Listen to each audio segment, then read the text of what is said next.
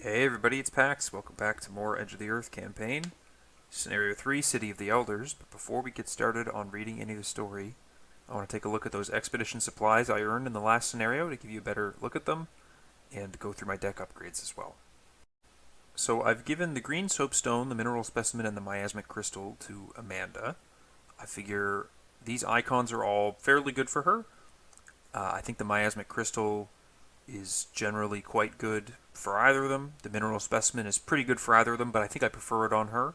And the green soapstone, she's kind of my main fighter between the two of them a bit more. And so being able to get a +1 damage once in a while off of like an overpower and the knife is going to be really useful. And then for the other side on Stella, I took the dynamite, the wooden sledge, the spare parts, the small radio. The way I see these is I'm getting a triple in each of these stats, and because of what I'm going to be showing you as my deck upgrades, you've already seen I got Scavenging level 2 in the last scenario. These are going to be a nice, easy commit, and then an item that I can play back from my discard for free. So I think these are all pretty good choices on her, especially the wooden sledge. It'll help me dig for some of my items that are a bit more important in my deck, like Rabbit's Foot I didn't get in a couple scenarios, and she was definitely a bit less effective, I think, without that draw acceleration from the Rabbit's Foot. So let's take a look at the actual deck upgrades themselves. For Stella, I'm picking up a second copy of Granny Orn, a second copy of Scavenging level 2, and 2 copies of Ice Pick. And what I'm dropping for those is Dark Horse, Try by Fire, Scrounge for Supplies, Mariner's Compass. The way I see it is Scrounge for Supplies gets less and less useful as I add more upgraded cards to my deck. And specifically, it's not grabbing me these ice picks. And instead of using Mariner's Compass and always being at 0 resources for my clue acceleration, I may as well use Ice Pick, which is going to cost me $1 every time I use it, but at least it's not costing me like $3 every time I want to use it, and costing me staying at 0 every time I want to use it. Especially where I've got Look What I Found, Waylays. I kind of need the money to go into those, and the ice picks are a bit more of a palatable cost in that front. And then for Amanda, this one might seem a little wacky. I've dropped a Vicious Blow for another upgraded Vicious Blow, 2 Overpowers for 2 upgraded Overpowers, and I've dropped 2 Unexpected Courages for 2 copies of Leadership number 2. Now, if you're not, level 2. If you're not super familiar with that one, it's effectively a single icon, and I gain 2 resources while it's under me, if I succeed. Or I can toss it to Stella for 3 icons, Willpower, or just 2 wild, and we both gain 2 resources if we succeed. So the way I see this is it's a way for me to always have enough money, either on Amanda or to toss some money over to Stella if Amanda isn't hurting for money. And that'll be really useful to make sure I can always play my Practice Makes Perfect, my medical students, and my lab assistants when I need them. Scenario 3, City of the Elder Things. As you read the scenario introduction, check the campaign log and read any passage that corresponds to your situation. Even with the knowledge afforded to you by Dyer's report, you find yourself wholly unprepared for the terrible vastness of the blasphemous city at the heart of Antarctica and its alien inscrutability. Massive towers, temples, bridges, and pyramids dot the broad landscape. In the ineluctable light of dawn, the nameless maze of cyclopean structures and angular blocks extends for miles in every direction. Unmistakably real, and yet impossible to believe. It is truly a wonder of the world. If Dr. Mala Sinha is alive, remember, stay covered at all times. Where we're headed, the wind can flash freeze your skin almost instantaneously, and stay hydrated. Dr. Sinha reminds you. The air here is drier than you think. The remainder of the party nods in understanding. None of you have come this far just to catch hypothermia, but it's almost as likely as death by anything else in this damnable place. As you descend the peaks surrounding the city, trespassing furtively over its walls, the slopes give way to gradual, shallower foothills, peppered with structures of black, primordial stone. Towers or outposts, perhaps, linking the outer walls of the city to its outskirts. We should search one of those watchtowers, one of the team members suggests, pointing to the closest structure. You nod in agreement. Dyer's report had observed a wealth of information carved into the walls of several structures within the city. After all, perhaps you'd stumble upon a map or diagram of the city to aid in your exploration. The investigators did not scout the city outskirts, so we do not read anything here, and we suffer no ill effects. If Professor William Dyer is alive, be careful, the professor warns. You are keen to heed his wisdom, earned as it is through hard experience. The glyphs inscribed here depict much about the history of this place. It is ancient, far more ancient than anything our species has built. What's your point? Someone chimes in. Do you know the old phrase, the walls have ears and the doors have eyes? Dyer replies. We have no idea what could be hiding within these walls, what dwells under the ice and stone. Be on alert, and do not let any voices but our own rattle in your skull. Do you understand? You nod in agreement, gulping down a wave of nausea. You cannot help but take the meaning of Dyer's idiom literally. The investigators suffer no ill effects. The open entrance to the obsidian structure greets you like a maw of a ferocious predator. As your eyes adjust to the darkness, your curiosity gives way to deep, profound dread. The structure's sharp, angular main hall is the site of an absolute massacre. Mangled Elder Thing corpses litter the floor.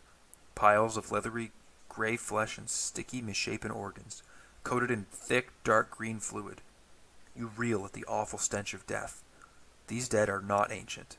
This slaughter must have been recent. What could have done this? One of your party breaks the immense silence. Murals on the wall draw your attention, depicting what you have come to know as the race of Elder Things, embroiled in battle with some ancient, terrifying foe. No, not one, many. Your party dares not dwell in this slaughterhouse long. Covering your noses to block the awful stench, you take your leave. If James Cookie Fredericks is alive, and dynamite is listed under supplies recovered, well, we only have one of those, so otherwise. Unfortunately, as you attempt to leave the structure, you find the passage blocked by ice and rubble. It takes much longer than you expected to find another way out, and when you finally escape, you've already been exposed to the elements for some time. Add 1 frost token to the chaos bag. The trail of sickly green blood leads out and dribbles down a smooth path sculpted, as if by an acidic substance, out of the mountainside. In the opposite direction, the mountain ridge continues along the perimeter of the city. In the distance, you can just make out a darkened, half-buried section of the city. The layout of its structure is completely unfamiliar to you, even after going through Dyer's notes extensively. Finally, in the heart of the city, a great pyramid and many prominent temples lie scattered, rising to amazing heights despite the weathering of many eons. The expedition team casts votes on which direction they wish to go. Compare the following 3 columns to see which column has the most team members alive. Okay, let's take a look. Group 1 is Kensler, Ellsworth, and Sinha, so that's all of them. So that's the one with the most alive. Group 2 is Danforth, so that's 1 dead, so that doesn't count. And Group 3 has Cookie Fredericks, so that one's out as well. So we're going with Group 1 as the one with the most team members alive. If the left column, Group 1, has the most team members still alive, the group votes to venture into the heart of the city, where lie its greatest structures. Each partner from this group chosen to accompany investigator enters play with 1 additional use. Proceed to set up version 1. Okay, so for the investigator setup, we get to choose 1 available member of the expedition team. I think we're going to take Dr. Amy Kensler on Amanda, because an extra use of that 5 intellect investigate is really useful. And we'll take Ellsworth on Stella, because I believe Ellsworth is the guy with the treachery cancels, or not cancels, but the ones where you get to blank the ones that are on a location. And that seems really useful. It's been pretty useful so far. Okay, so the rest of the scenario setup is listed here. All of those sets, the Shoggoths are set aside amongst them. We create an act deck using version 1 of the Sprawling City and the Pursuit of the Unknown. Remove all other act cards from the game. We shuffle the 16 city landscape locations and put them into play along with the hidden tunnel according to the map. I will show you guys that in just a moment when I get into the gameplay, but I'm going to set that up between reading this and popping my webcam on. The lead investigator chooses one of the 8 outermost locations. We begin play at that chosen location. And then all of the locations in this scenario are connected to each adjacent location, kind of like in Too Deep and other scenarios we're long since familiar with. We gather 2 copies of each of the following tokens from the collection. So it's 16 tokens total. It's 1 for each of these city landscape locations. Randomly place 1 of these 16 tokens on each city landscape location. These are keys. See keys on the next page. So that's probably similar to the Innsmouth rules. And I'll quickly read that when I get into the game. Add 1 Elder Thing token to the Chaos Bag. Okay, so it's a Frost and an Elder Thing before the game starts. Remove copies of Benign Elder Thing. Another Terror of the Stars in this scenario. That's brutal. Check the difficulty level. Take a Lily weakness cards. Shuffle the remainder amount of the deck, and we're ready to begin. So let's get into it. Alright, so here's what the map ends up looking like with all those keys placed out onto it. We're starting down here at the city landscape, and we're supposed to do our opening hands before we see what that is. Before I forget, I'll add this Frost token and Elder Thing into the Chaos bag.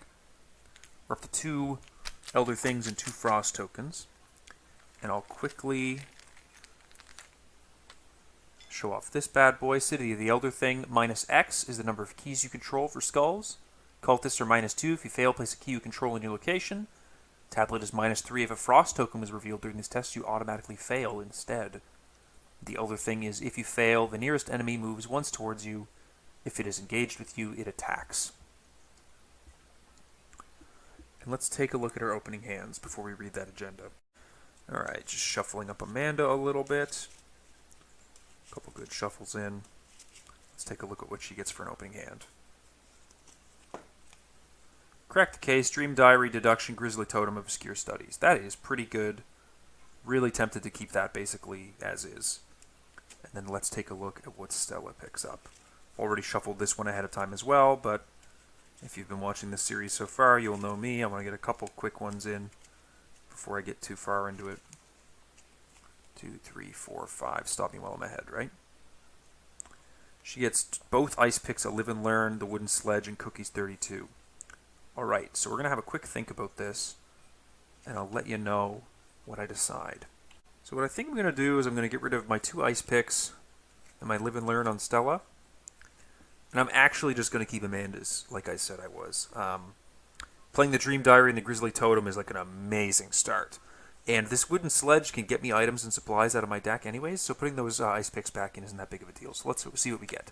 A Scavenging level 2, the Small Radio, that lets me grab things from the partners I didn't choose, and Madame Lebranche. So I think that's a pretty good opening hand for each of them. Now let's take a look at the agenda deck really quickly. Lurking Horrors. The hidden alien city looms before you, ancient and enigmatic. What secrets and terrors lie in wait within? As a fast ability, during your turn, spend 1 clue. Look at the revealed side of a city landscape in your column or row. Interesting. Limit once per round. And then as another free action, during your turn, spend 3 clues and move to any location in your column or row. Limit once per round. Wow, that's a big move. Hopefully we don't need to spend clues on stuff. And then we have Sprawling City, version 1. This is the discovery of a lifetime.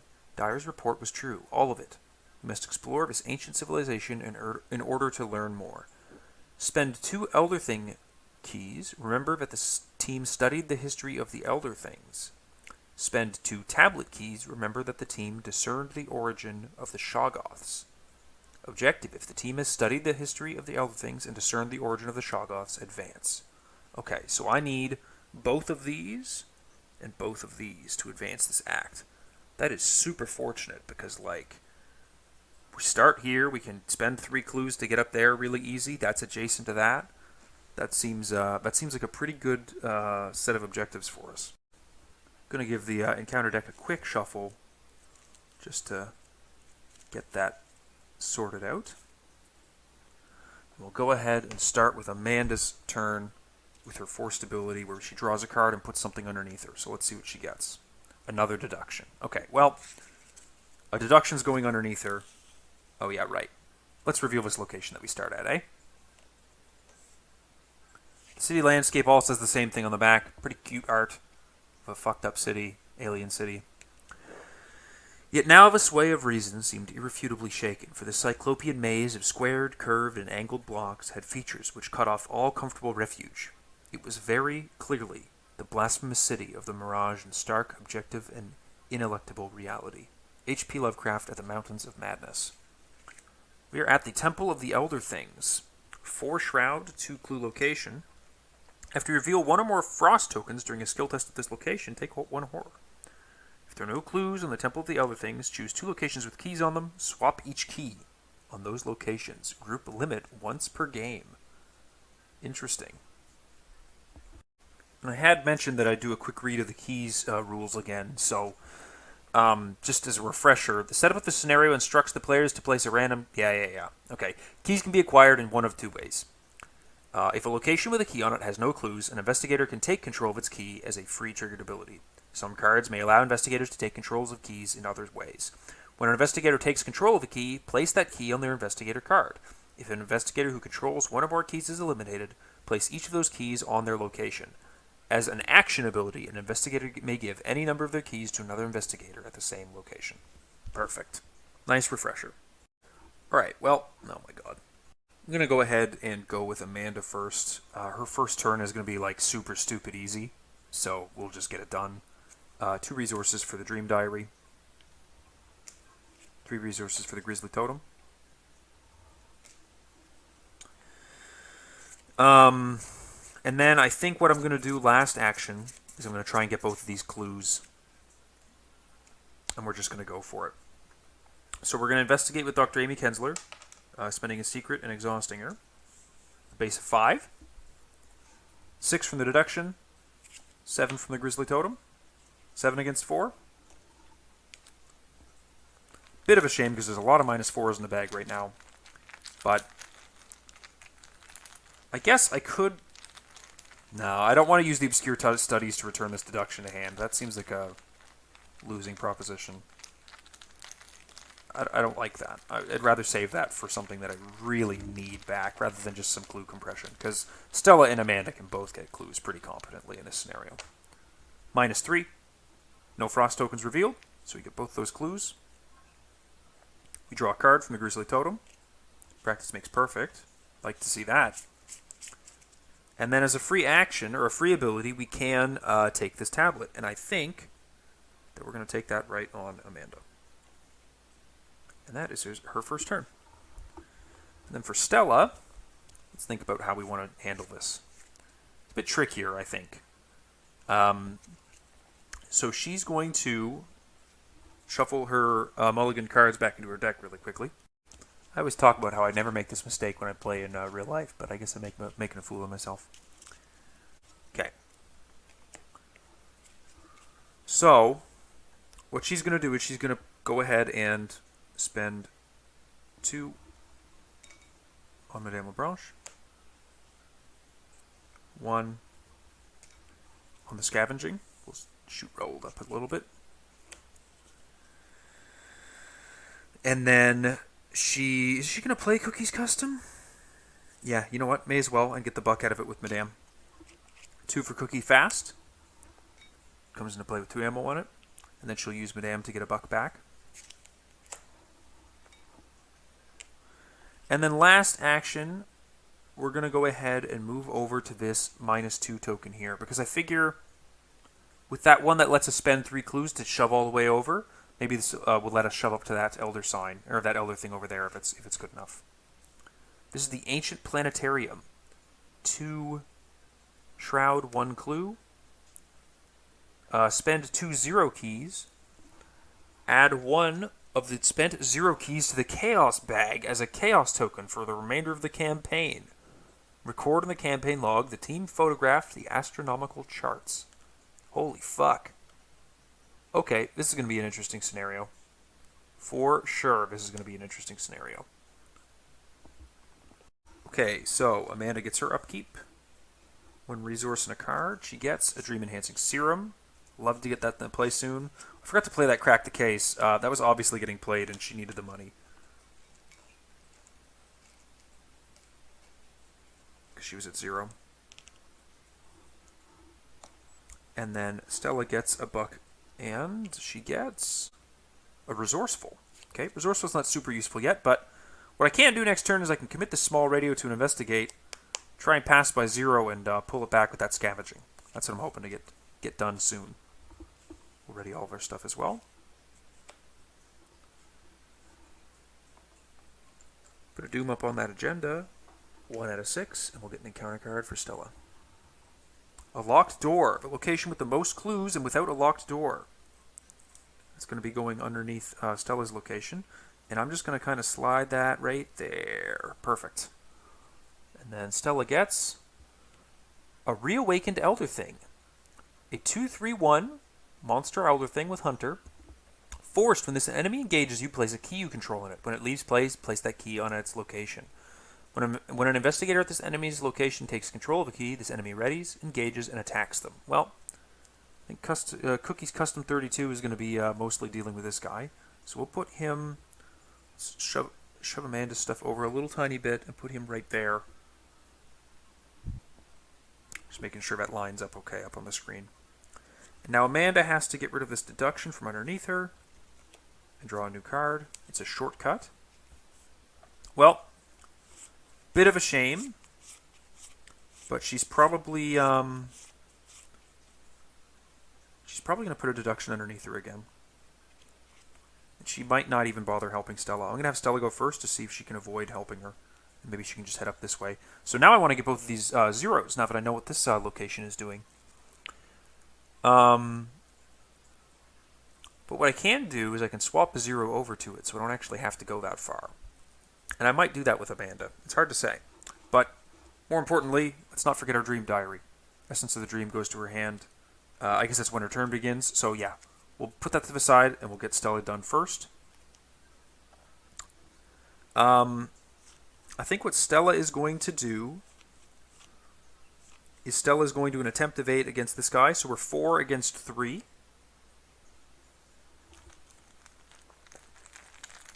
Let's see how if we can pull that off. 4 against 3. +2 difficulty because of my 2 quick learners. -4. If you fail, the nearest enemy moves once towards you. If it engages with you, it attacks. Okay, so 1 and 1 on Madame. That's not a big deal. That's why Madame's there. And we failed our action, so we do have 3 actions left. We'll take 1 shot with the Cookie's Custom 32. That is 5 against 2 for 2 damage.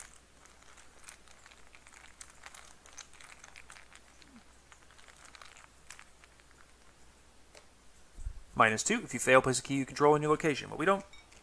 Get 2 damage on this guy. He's got 1 health left. Wonder if I just punch him for 0 difficulty on my 3rd action. And I think I do. I think I just punch him. There's no point in using up a Cookie's ammo here. Especially since I can't play over it quite yet. Once I can play over it, that'll be a lot easier to stomach. But I'll just punch him. 3 against 0. An Elder Sign. So we have no damage on us yet, so we may as well just kill him off. I shouldn't forget about that, that I should put my first 2 damage onto Stella so that she can fail. But not a big deal. So it was a failed action, and then 2 fights. Let's take a look at what she's got. I think what I'm going to do is I'm going to play this wooden sledge to try and start fishing cards out of my deck. So that goes into play. It exhausts to search the top 6 cards of my deck for 3 non-weakness item or supply cards and attach them to this.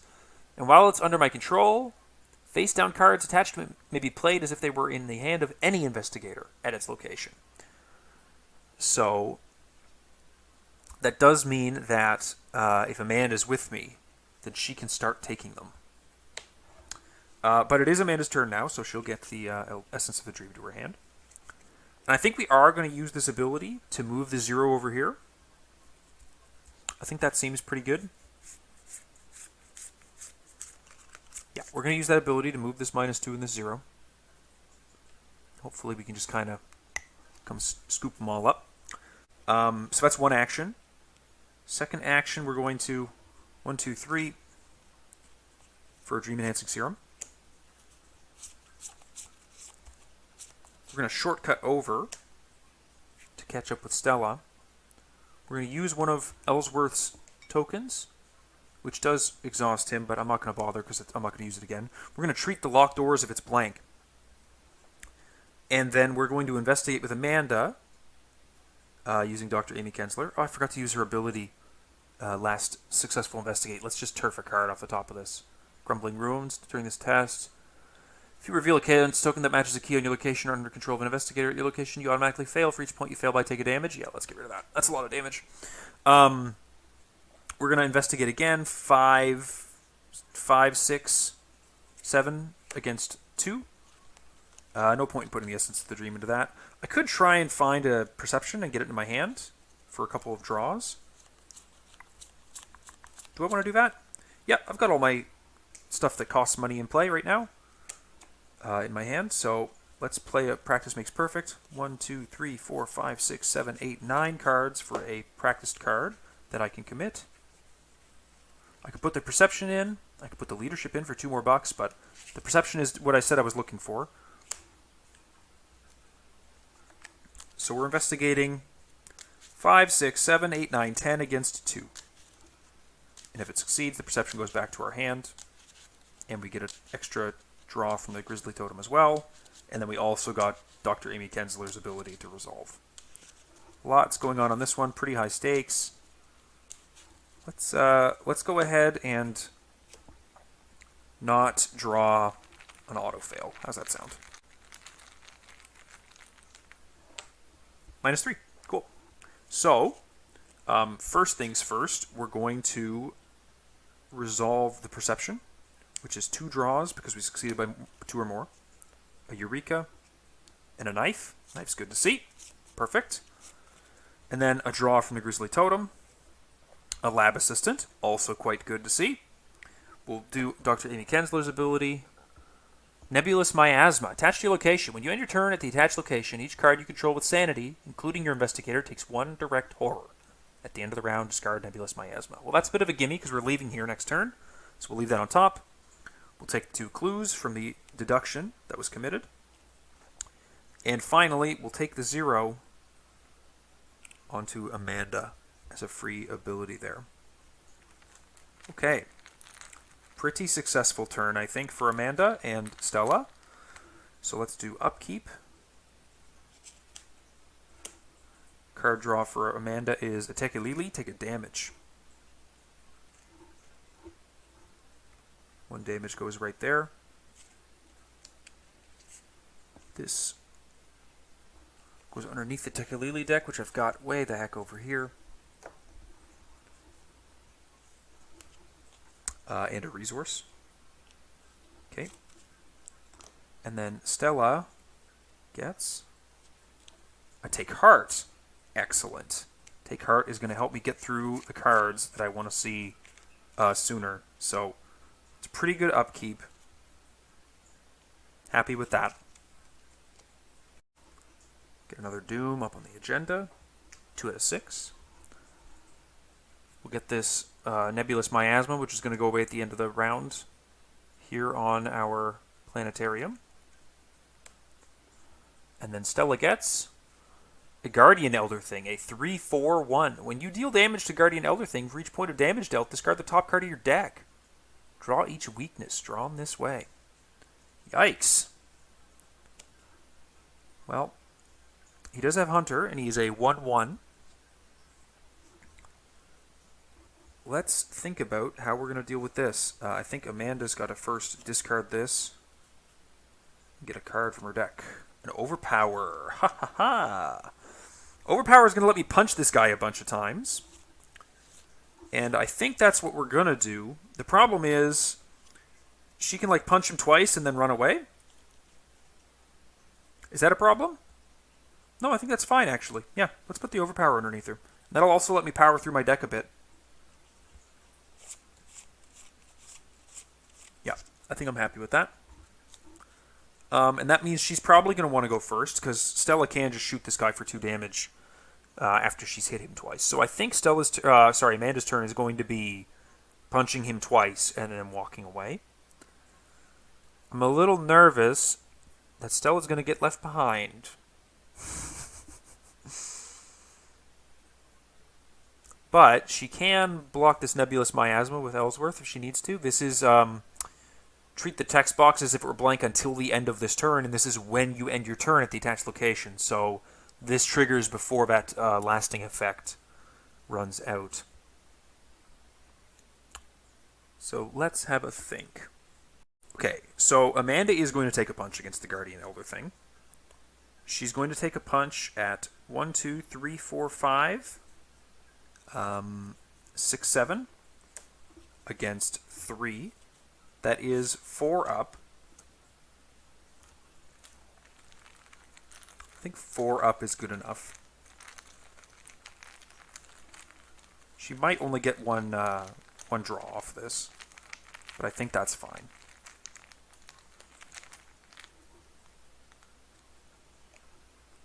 -4. Okay, so we do only get the 1 draw off the Overpower. The Essence of the Dream goes away. We deal 1 damage to him. And we draw 1 card from the Overpower. What do we get? Whispers from the Deep. Okay. I think what we're going to do on this one is we're going to initiate another fight against him. We're going to play our Obscure Studies to put this Overpower back to hand. Putting the Obscure Studies underneath her. And then we're going to commit the Overpower and the Whispers from the Deep. So that puts us at 2, 5, 8, 7. Bring us back up to 8 against 3. -3. So 8 against 3. 8 minus 3 is 5 against 3, so I do get 2 draws from this, and the Grizzly Totem is going to get me a draw. So 1 draw from the Grizzly Totem is a Perception level 2, which, by the way, should have been in my hand from that Practice Makes Perfect last time. So that'll trigger Dream Enhancing Serum. Medical Student. And then 2 draws from the Overpower. 1, 2.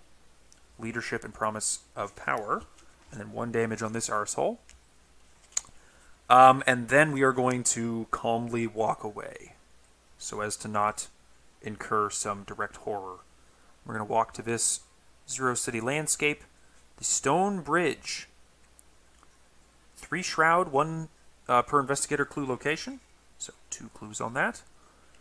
Test 3 Strength, 3 Combat or 4 Combat or 4 Agility to, if you succeed, discover a clue from the Stone Bridge. And as an action, you may move to another Stone Bridge location. Cool. Cool, cool, cool. Okay. And that leaves us with Stella's turn. Now, Stella's turn is unfortunate. We're also supposed to be discarding the top card of our deck every time we do this, so sorry for all the missed triggers here. Whenever you play a new scenario, it's always tricky to make sure you're doing everything, so I usually am accepting of myself when I just kind of do things late and in the wrong order. So Stella, she's going to miss an evade first action. 4 against 3. Hopefully she's going to miss it at least. -2. So she does miss the evade on him. She's on her second action, which I think I'm going to evade again, just to burn the action, unfortunately.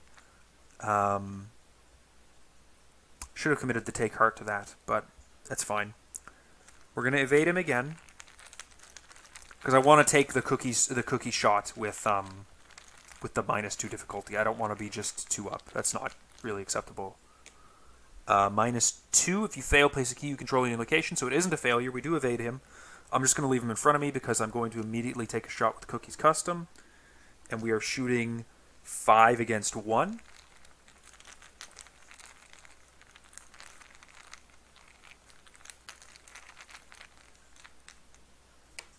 Zero, so he's toast.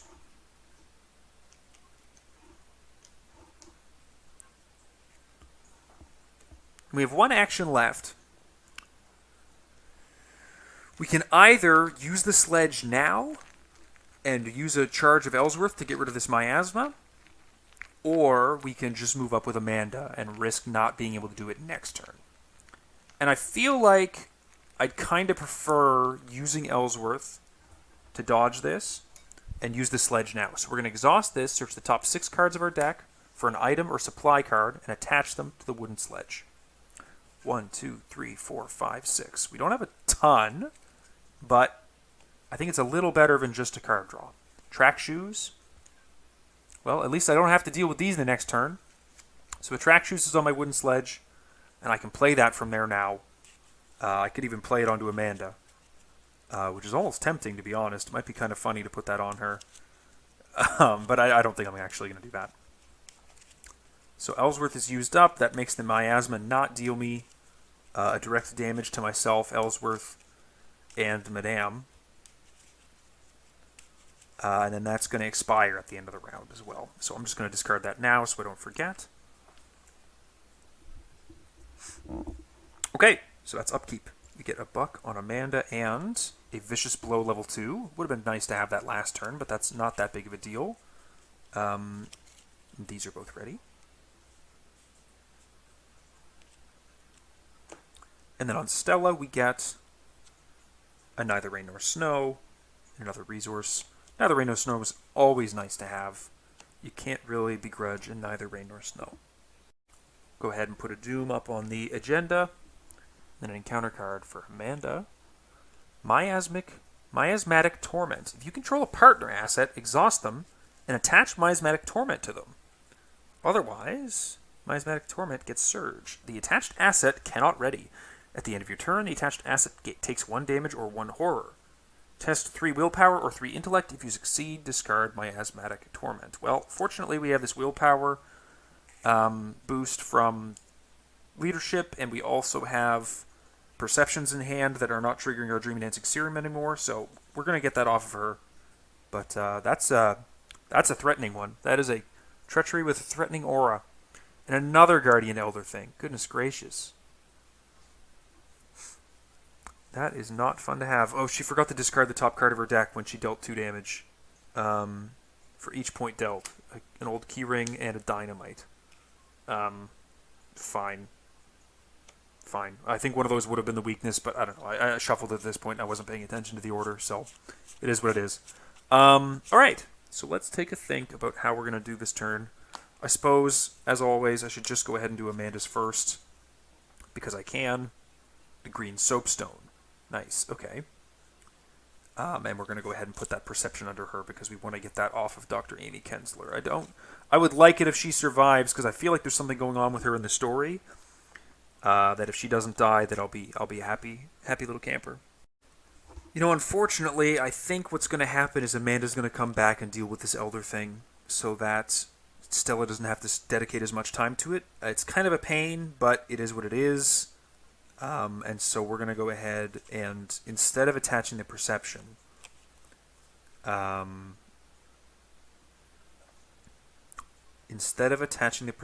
going to attach the Vicious Blow so that we have the perception available on later turns. Because we are going to be going down and doing a fight. So first action, we're going to drop the soapstone, the green soapstone, into play. It comes into play with 4 charges. When you perform a successful attack, spend a charge and exhaust this to deal +1 damage for that attack. And then we're going to move back down to a Stella. And we're going to swing into her with the Vicious Blow. That's 1, 2, 3, 4. 5, 6, 7, 8. With a curse token into the bag. And we're going to go ahead and get 9 with the Grizzly Totem. 9 against 3. Do I want to toss the knife into this as well? Not really. Not really. But 9 against 3, pretty good. 9 against 3 is 6 up. 6 up minus 2. So we deal 1 base damage, 2 damage from Vicious Blow, a 4th damage with the green soapstone. We discard the top 4 cards of our deck and we draw each weakness that was drawn this way. We lose a Eureka, a Shortcut. The Day of Reckoning gets drawn, which pulls the Elder thing out of the bag. Or sorry, the Elder Sign token out of the bag. But I'm almost happier to get that sooner rather than later. Because if I get it sooner, and I do a reshuffle between now and then, it means that I'll get a couple turns where it's back in the bag. But he is toast in that one action, which is just about as good as that turn could have gone. And then at the end of my turn, Dr. Amy Kensler unfortunately takes 1 damage. I'm also going to take this Essence of the Dream because once again I keep forgetting it. I'm going to start putting it onto my Dream Diary, I think. And hopefully that'll help me remember to actually pick it up. So that's Stella. Sorry, Amanda. Not sure why I said Stella. But that's okay. Now, for Stella. This time, for real. We're going to pull a failed investigate on this location just to do it. It cannot be investigated because of the locked door. That's hilarious. We're gonna scoot one up to here. first action. Then we're going to investigate with a take heart. Investigating 2 against 3.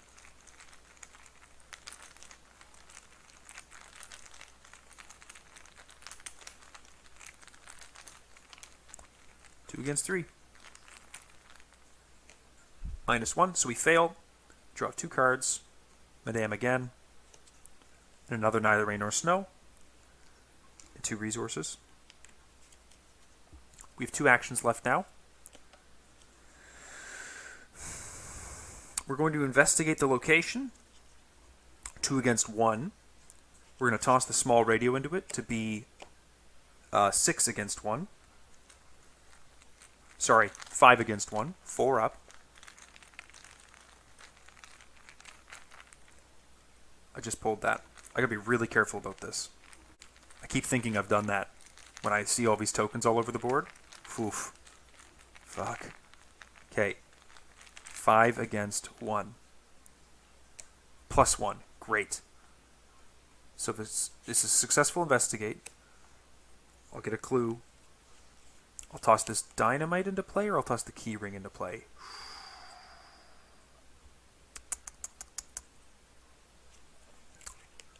Oh, buddy. That is a tough sell. Dynamite is going to be really useful because we really... I think this vicious blow is going away, and I need something to deal some bonus damage. So let's get that dynamite into play with two uses on it. The small radio goes away.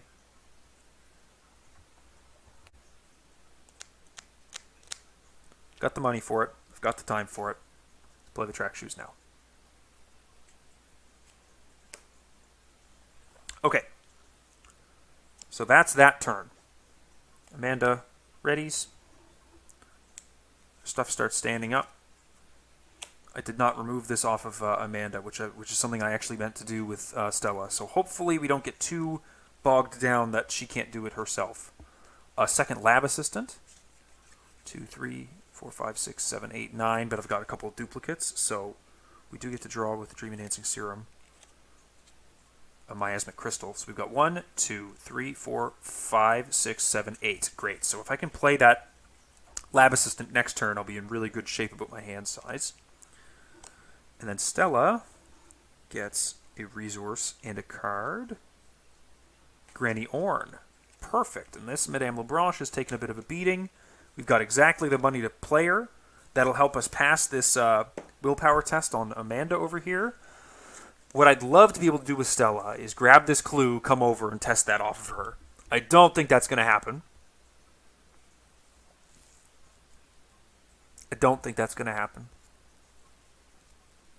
But that's okay. We'll see what we can do. 4 out of 6 Doom on the agenda. And another one for Amanda. Rise the Other Things. Find the topmost Other Thing enemy in the encounter discard pile and spawn it engaged with you. Fucking hell, man. This is relentless. I did not shuffle this very well. They get +1 fight and +1 evade until the end of the round. Yay. And then Stella gets another reawakened Elder Thing. Oh my gosh. I think I'm up shit creek, fellas. That is not good. Whew. So here's what's feeling really tempting to me right now is hucking dynamite like a jackass all over the map. The problem is that puts Amanda in a real shit spot. Okay. So the vicious blow goes away from underneath her and she draws a card, and it's an overpower. Oh, thank goodness. All right, let's put that overpower underneath her. As much as I kind of don't want to, I also kind of want to. And then we need to have a serious think about how these turns get pulled off. Okay, so I think I have to start with Stella on this one. The reason being, I think that she actually might be able to evade this guy and leave him behind and deal with him in a minute. And then come help her with the Guardian Elder Thing. Because she can take swings at him 2 up. And Amanda has a couple of commits that she could help to make sure we get over that hump. And then Amanda can swing at a decent amount. The trick is going to be, Stella, I want her to get rid of this Miasmatic Torment really badly. And so we're going to try the evade on this guy first. We're going to be 5 against 3. So we're 2 up. So we actually might just succeed this. And if we do, that kind of puts us in a weird spot, but not like an awful spot.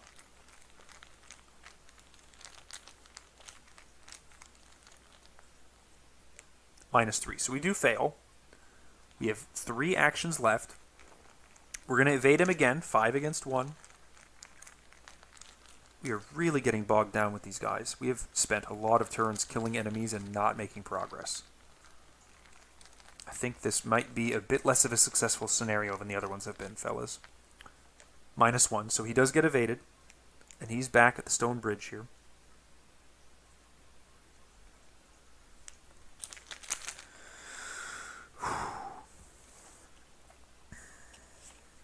She's got 2 actions left. They're not great actions, are they? Kensler is not actually readied right now. Yeah, so she's going to move down. And then she's going to test the Miasmatic Torment off of Dr. Amy Kensler. She's testing 3 against 1. And then she's going to toss in the leadership to this so that they both gain 2 resources if it's successful. Testing 6 against 1.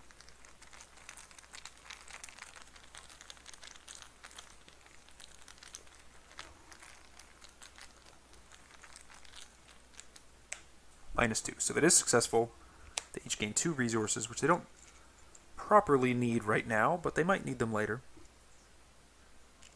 And this Miasmatic Torment is off of Dr. Amy Kensler. We're keeping her alive. Not so bad. -2 returns to the bag. And Stella is all done this turn. Not a great turn. Okay. Let's try this. Okay. Amanda. Cards in hand. 1, 2, 3, 4, 5, 6, 7, 8, 9. So we can make a fight with the Overpower, the Grisly Totem, and the Essence of the Dream and really hit this guy for 1. That's all we're getting out of that. We do have the Green Soapstone, so we can hit for 2. And that's what we're going to do in our first attack. So, 2, 5, 6, 7, 8, 9 against 3. 9 against 3 is 6 up. I'm happy with 6 up for 2 damage if we can.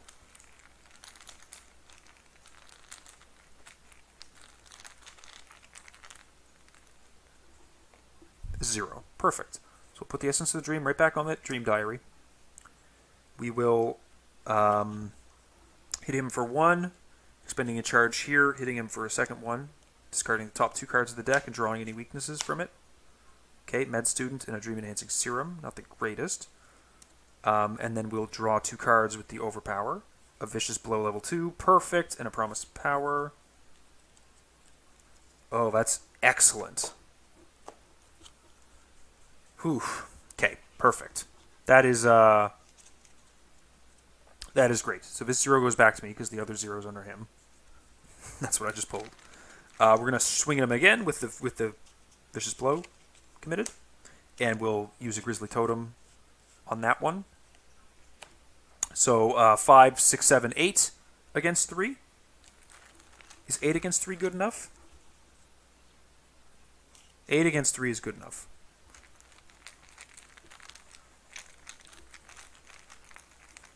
Eight against 3 is good enough. -2. Okay, so he's toast. He takes 2 more damage. And then I draw 2 cards.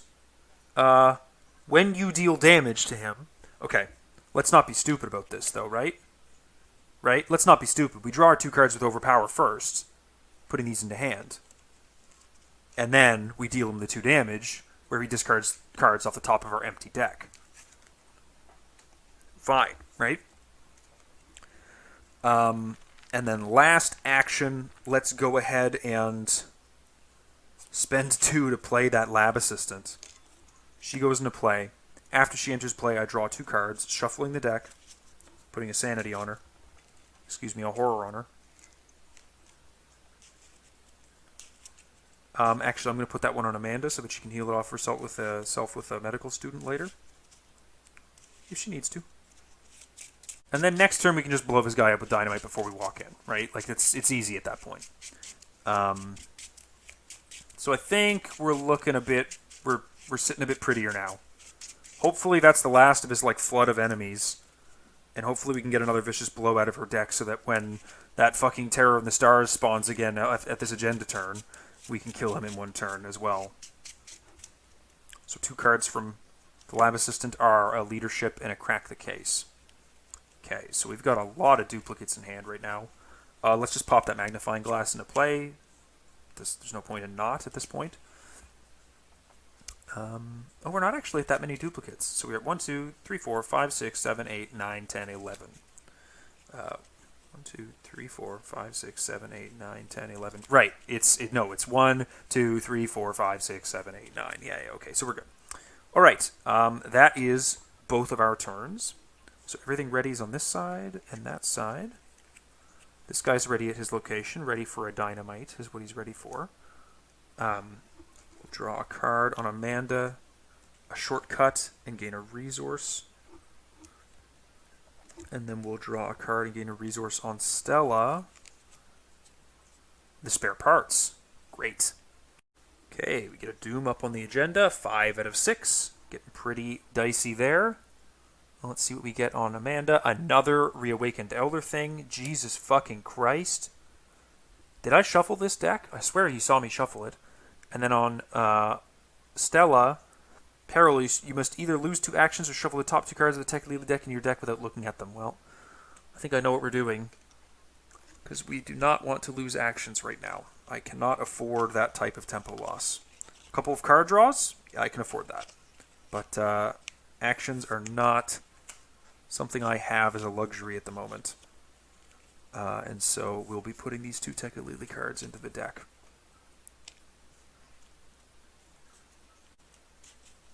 Okay, so how are we going to do this?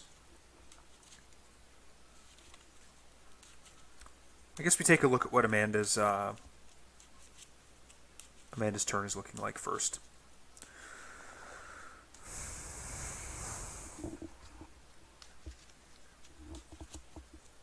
With her card draw, and then again with her with what she's going to put under her. Okay, so let's take a look. Oops. A Eureka, which I do have 2 copies of, so that triggers Dream Enhancing Serum. And draws me a mineral specimen. So better cluing stuff, but not much else. So the overpower is going to fall off, and we have to put something under her. Well, you know, that sucks, I think, a bit. And so what we're going to do, not what I really want to do, is I think we're going to put something under her that can just evade this guy and walk away. So it's going to be like Stella throws dynamite there, walks in and gets the clues. Amanda evades him here, walks in and helps out, and then we prepare for the fight. That's all I can really see happening right now. And to be honest, the way I see that happening is putting a Eureka under her, and she tries to get the clue here and tries to get a couple of draws out of it. That's all I can really see happening. So we're going to go ahead with Stella first, then we're going to try and do what I said. Oh yeah, she has to put something underneath her. We may as well put the Eureka in, because she'll be able to do an evade with the Eureka as well. Promise of Power with the Eureka will get her a decent evade. Yeah, that sounds okay. Toss a dynamite up at this guy. Kaboom. That's action 1 for Stella.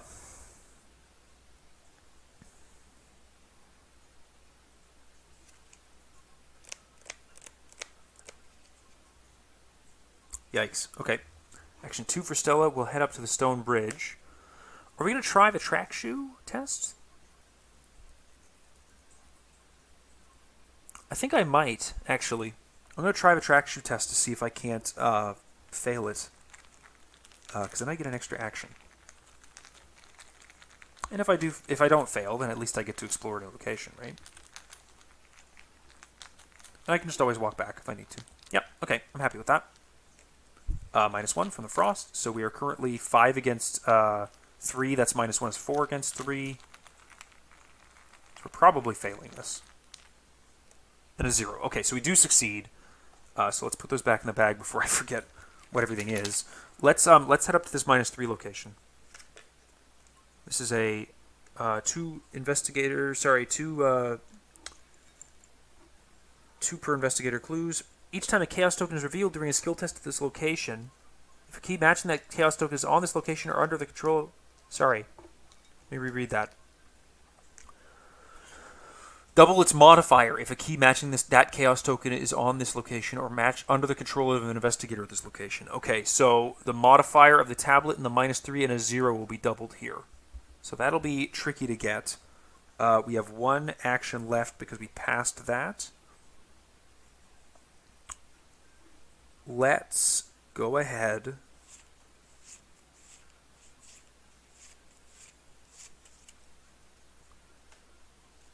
Could try the investigate.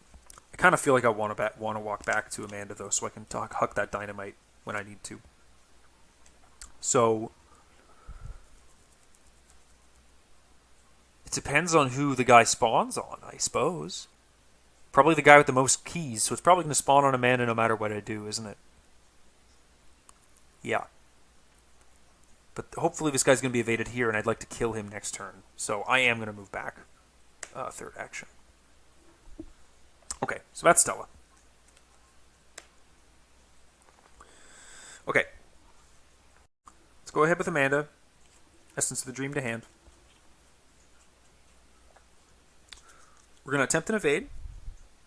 3. 4, 5, 6, 7 against 1.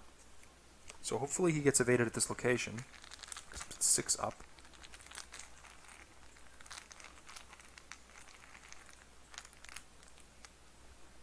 -2. So that is successful. Essence of the Dream is going on my Dream Diary. Put that token away. He gets evaded at the location. And then I'm going to search the top 3 cards of my deck for a card and draw it. Practice makes perfect is what I'm looking for. That is perfect. Another Dream Enhancing Serum wouldn't hurt either, but I gotta take what I can get.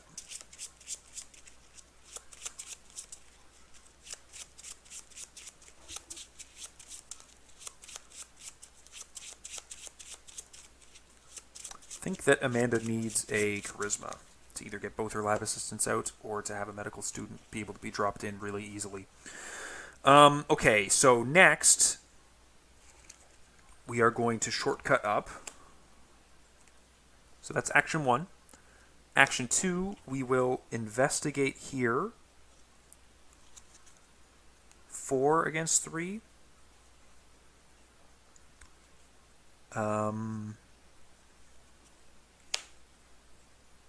5, 6, 7 against 3. Yeah, 7 against 3. Let's go 8 against 3 with this Grizzly Totem. Get a little bit of extra draw out of this. 8 against 3.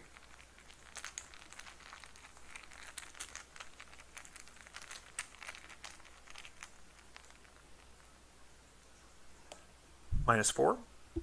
So we succeed by 1. So we get 1 draw from the Grizzly Totem, 1 draw from the Perception. Okay. And the clue. It's action 2. We'll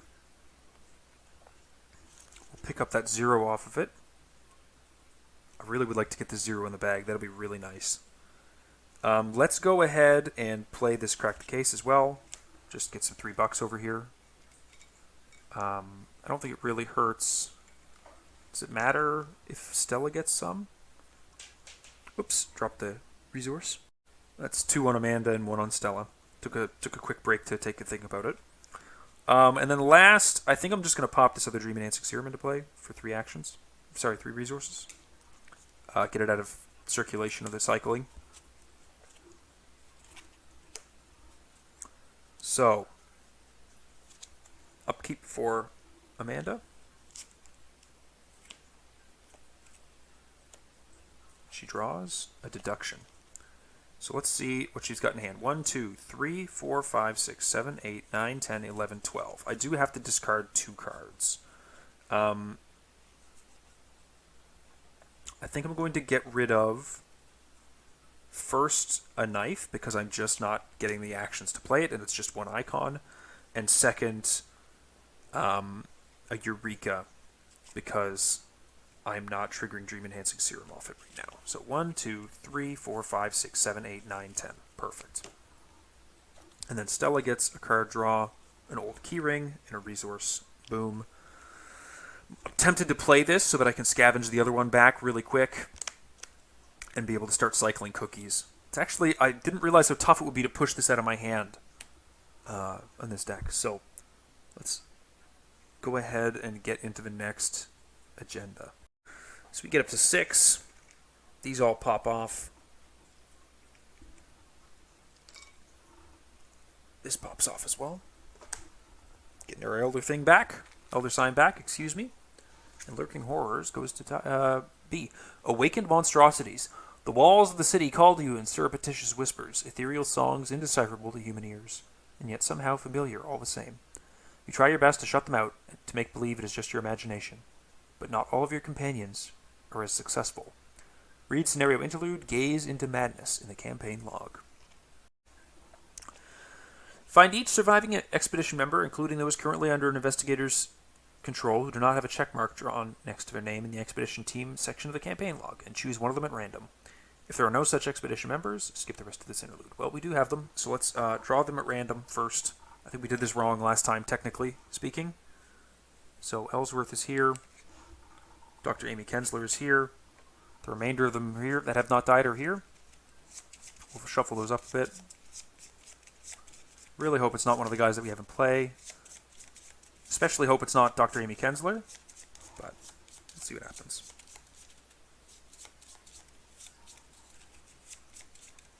Oh, I'm nervous. One of them's going to die, I know it. I haven't read ahead, but it's so obvious from the last 2. Okay. Dr. Mala Sinha. The ally wayfarer. Well, let's just put her in the dead pile right now. Not waste any time. So Dr. Amy goes back over here, thankfully. Enrolled. Pops back over under Stella. Oh yeah, and also this guy is standing up right now.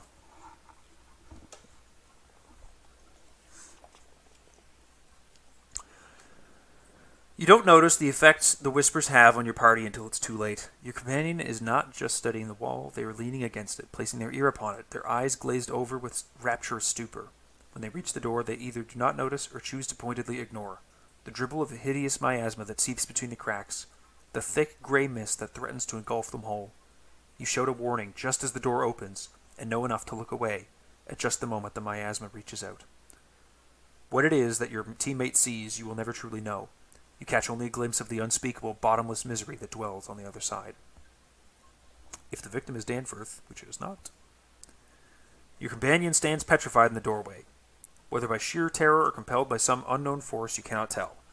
You and the others work your way towards the door, averting your gaze to ensure you do not suffer the same fate. You slide the stone door shut with a heavy crash, trapping the remainder of the churning miasma within. The moment the horror within is obscured, your companion's eyes roll back in their head, and they collapse to the floor. Their heart continues to beat, but their eyes never open again. In the expedition team section of the campaign log, cross off the chosen character's name. If they were in play, they are defeated and removed from the game. Well, rest in peace, Dr. Mala Sinha. Now we're reading Agenda 2A, Doom from Below. Below the darkened ice, more of the city lies trapped and cased and frozen in time. This is but the tip of the iceberg. And it's 10 Doom threshold. During your turn, spend a clue, look at them. During your turn, spend 3 clues to move to any of them in your row or column. So, same old, same old. Surprised Buddy didn't spawn, but I guess he spawns on the back of the act. We get a card draw for Amanda. Great Albino Penguin, Aloof. As an additional cost for you to enter or leave this enemy's location, you must spend an action. The Great Albino Penguin. Wow, fuck that. That is brutal. We are getting so hosed right now. And then for Stella, Rise of the Elder Things. Is this a joke? What the fuck is going on here? Christ almighty. If I could stop dealing with enemies for like one turn, I might be able to make some progress, but it seems like the game does not really want me to be doing that right now. Alright. The Eureka pops out from off underneath Amanda, and we get a crack the case, which is not super useful. I guess, like, what do I want to do here? I am getting so buggered.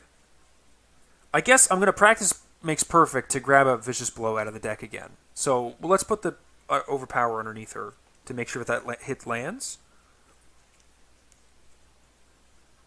But I was really hoping that Stella could go in and defeat this guy so that Amanda could take her turn and walk down and... Ugh. Christ. This is tricky. Another thing is I want to get rid of this guy. It's 2 actions to defeat him now, but like if I have to spend an action to walk through this guy constantly, that is going to be a massive pain in the ass.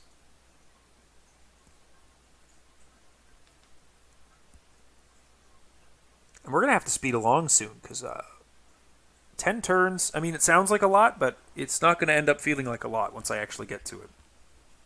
Okay.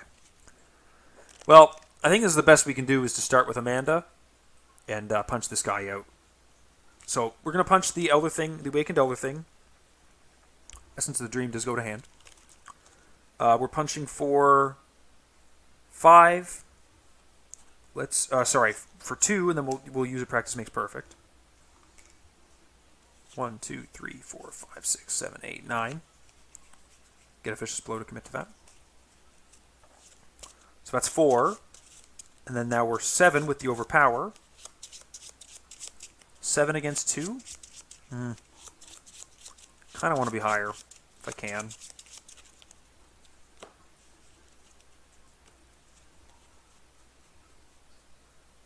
Yeah, I want to be higher than that. So let's make sure this one lands. With an Essence of the Dream as well. We still have 1, 2, 3, 4, 5, 6, 7, 8. Plenty. So that's 5, 6, 7, 8, 9, 10, 11 against 2. Fighting this Awakened Elder Thing first action. And then once the Vicious Blow goes back to hand, we can engage the Albino Penguin. Kill him too.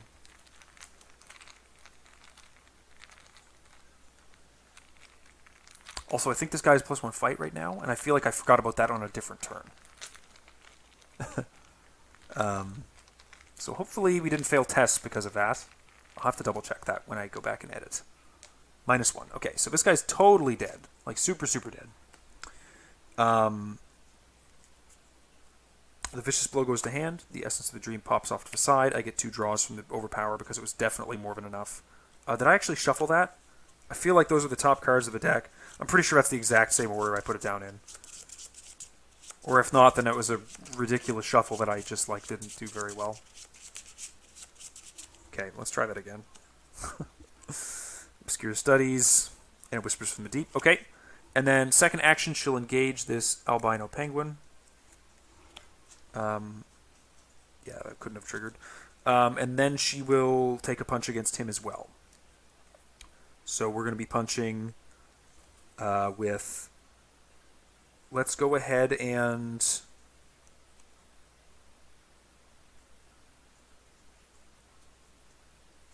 How do I make this feel good? You know how I make this feel good? When I initiate the fight, I pop the Obscure Studies underneath. Let's put these in a stack instead of like that. Jesus Christ. And then we'll commit the Overpower, the Whispers from the Deep, and the Vicious Blow. So we're at 5 plus 4 total. 5 plus 4 is 9 against 2 to hopefully kill this guy in one punch.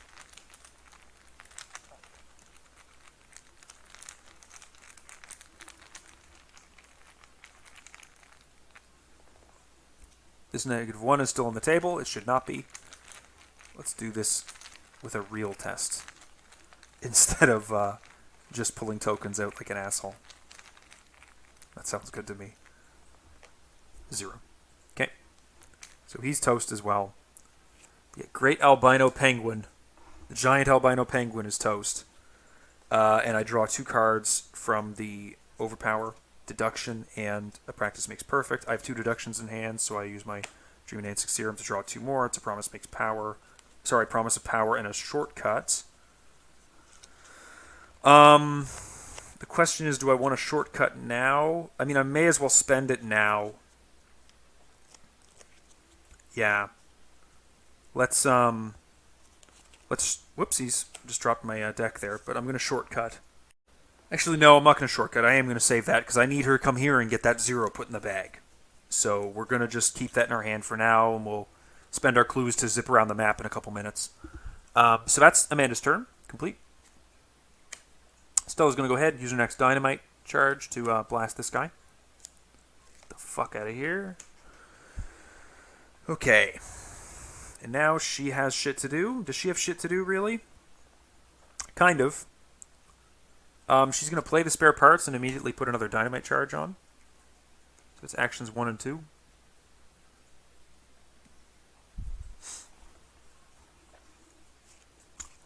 And then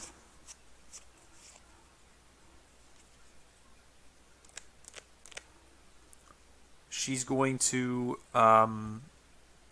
take a move right here to this city landscape. Let's explore the map a little bit more. This is the next stone bridge over. Great. You gotta love to see those right next to each other because it basically blanks their ability. And then she's going to trigger her track shoes, which is testing 5 against 1 to see if she can get another move out of this. Oh my god. Unreal. Let's see.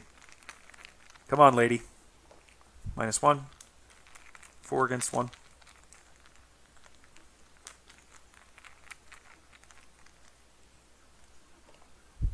Minus number of keys you control, -0. So we do succeed the track shoes. We head over to this city landscape.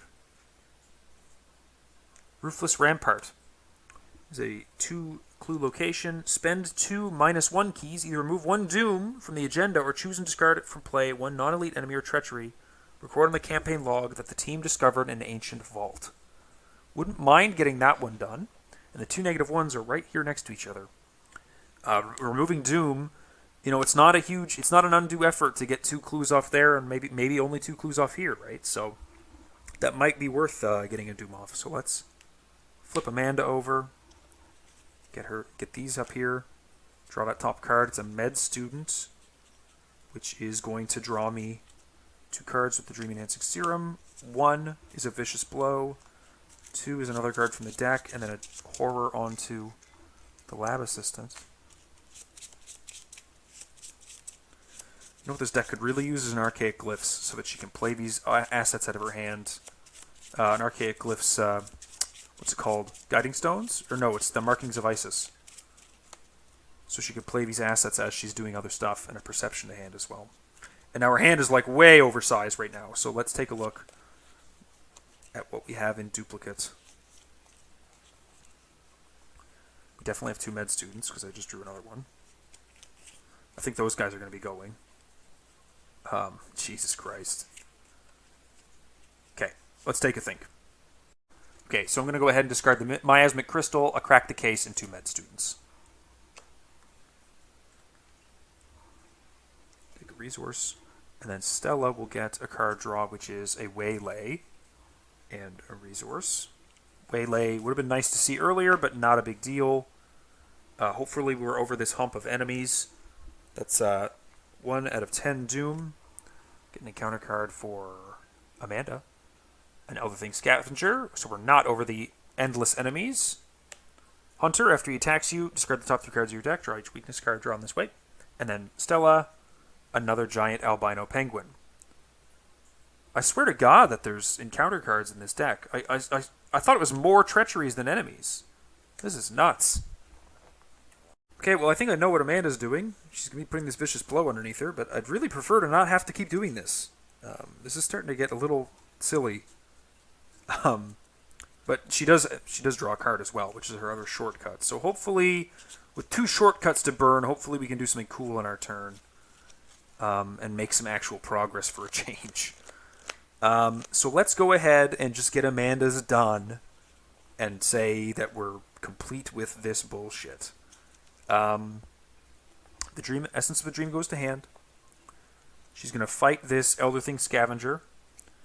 She's going to be at 1, 2, 3, 4, 5, 6, 7, 8. And you know what we're going to do? We're going to go 9 with a leadership. 9 against 3, 6 up. Pretty comfortable number.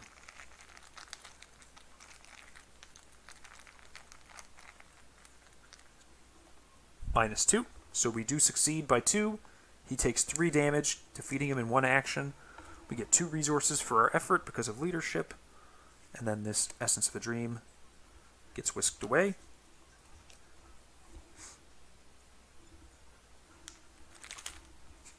We're going to go ahead and... It's first action. Shortcut down here. Second action, spend 1 of our zeros to go into the campaign bag. The other one gets kind of thrown into my general assortment of things. We're going to shortcut again. Are we going to shortcut again? No, we're going to immediately spend 3 clues from the ability on the agenda. Spend 3 clues to move any location on your column or row. We're going to move up here to the city landscape with the Elder Thing on it. It is a 2-clue location with 2 shroud. Spend 2 -2 keys, draw 2 cards, gain 2 resources, remove 2 frost tokens from the chaos bag. Record the team studied the mural carvings. But more importantly than that, we need to get clues off of this location. So we're going to go ahead and investigate as our third action, because it was fight. Use this ability, investigate. We're going to investigate with a deduction and a perception level 2. 1, 2, 3, 4, 5, 6. 7. The Grizzly Totem. 8 with the magnifying glass against 2.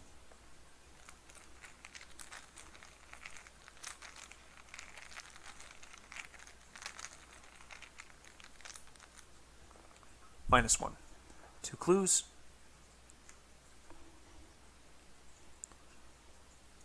Elder Thing. So we got 1 of them. We've got 1 Elder Thing and 1 tablet. That's really good. And then 2 draws with the perception. 1 draw from the Grizzly Totem, a knife, a Eureka, and an Overpower level 2. And that is Amanda's turn. Okay, Stella's going to have yet another turn. I think what I'm going to do is I'm going to... The problem is, like, to move out I have to spend an extra action, so it's going to be 2 actions to move out. What am I going to do, throw a dynamite back at him? Probably. Probably. Yeah. I think that's what the turn looks like. So 1, 2 to move to the city landscape up here. I'm not going to trigger the track shoes. There's another stone bridge. Okay, so they're not the most worthless. They do let me like move from here to here. That's not so bad. That's 2 actions. I guess the problem is like the track shoes. I am testing 5 against 5. I need to fail it though. Like if I pass, then I move away and I can't dynamite him. But maybe it doesn't hurt to check out that city landscape with the tablet on it as well. So yeah, you know what? Fine. We'll trigger the track shoes. We'll test 5 against 5. I swear to God, if I pull an elder thing and that guy moves to me, I'm gonna be so sad. Oh man, I shouldn't have said that out loud. I should not have said that out loud. Should not have said that out loud. But we do fail, so we have 2 actions left. We're going to move a supply from the spare parts to a dynamite as a free triggered ability.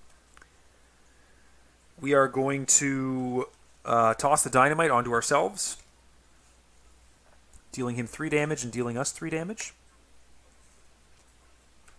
It's going to be 1 on this madame and 2 on rolled. No, we'll just put 2 on Stella. That's fine. And then last action, we'll go ahead and spend 4 for Granny Orn. Hopefully we can get some real stuff done next turn. Okay, enemies, stop spawning. Stop it. Just stop. Finished. We're done. There should be no more enemies. I've drawn every enemy out of this fucking deck. Upkeep.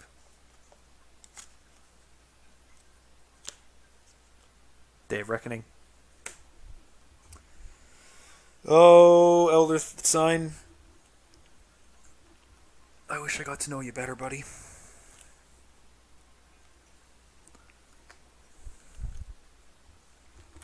Should just keep it out of the bag at this point. And then a resource, and we have to check for hand. 1, 2, 3, 4, 5, 6, 7, 8, 9, 10, 11. Yeah, let's go ahead and get rid of that knife now, I guess. Because I've got the magnifying glass and really, really, really hoping that we're all done with this nothing but enemies nonsense. And then a card draw on Stella is a meat cleaver.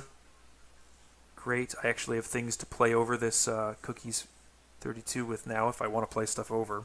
Problem is I kind of need to commit it so that I can get it out with scavenging. I don't know. It's a scenario with only enemies is very difficult to gauge your progress on. Get a Doom up on the agenda. And an encounter card for Amanda. Another Miasmatic Torment on Dr. Amy Kensler, which exhausts her. But that should be okay to get rid of. And then over here on Stella we get Glimpse the Unspeakable. Draw the top card of the Tekulili deck, resolve its effects, shuffle it into any investigator's deck instead of placing it in the bottom of the Tekulili deck. Lose 2 resources. Okay. We'll just put that back into our own deck. I don't see any reason not to. Actually, no. We're going to put that into... Shuffle it into any investigator's deck. We're actually going to give that to Amanda, because she's got all of her stuff out at this point. She actually doesn't need much else, and that's really easy to get out of her deck, because she will draw it. And she has leaderships to toss into stuff, so she's all good. She's doing fine.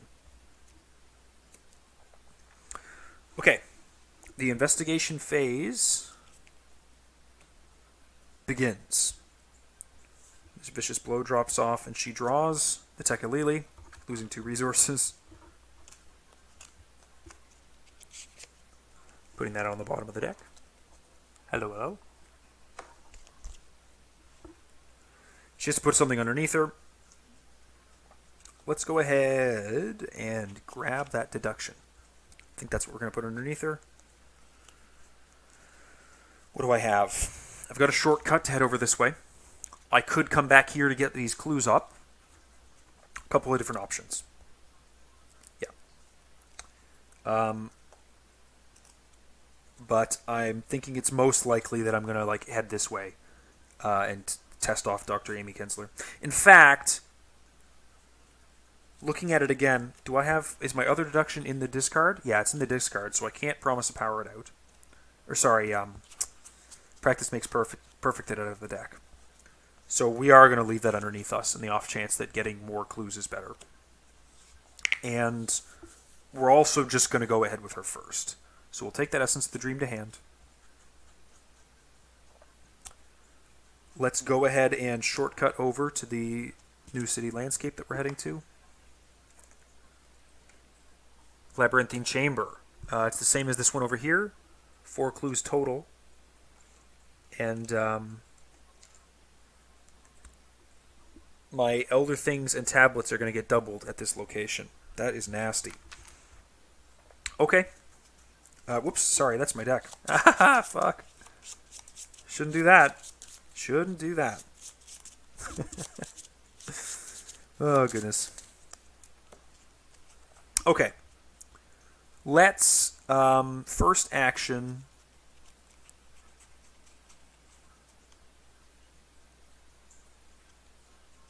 Let's pop the mineral specimen into play. That is 3 charges that let me get an extra clue. 2, 3. Second action. How many cards do I have in it? 1, 2, 3, 4, 5, 6, 7, 8, 9. Okay. Second action, we're going to attempt to get this treachery off of Dr. Amy Kensler.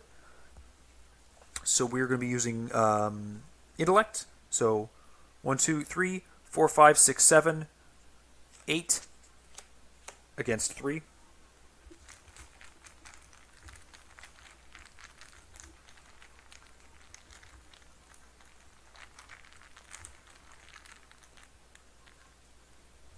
Ooh, dear. Each time a Chaos token is revealed during a skill test at this location, double its modifier if a key matching that Chaos token is on the location or under the control of an investigator. So that's actually a -4, -8. So we do fail that.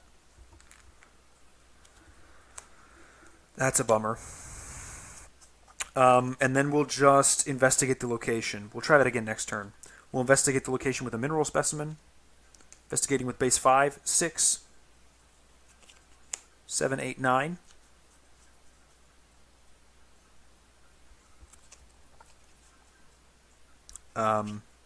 10, 11, 12, 13.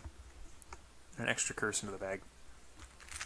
13 against 3. And we're investigating for 3 clues. Because the mineral specimen gets an additional clue on success. And we get to cancel frostbite tokens, if we see them.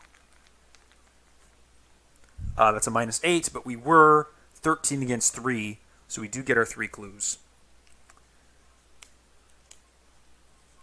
13 -8 is 5 against 3, so we do get 2 draws from that perception. Whispers from the Deep, and crack the case. And then our turn is ending, so we have to take a horror or a damage on Dr. Amy Kensler. Let's go ahead and put another horror. Let's put another horror on her. Little bit safer. Okay, that's Amanda. Stella, Ella. Let's do some stuff, okay? Let's do some stuff. Whew.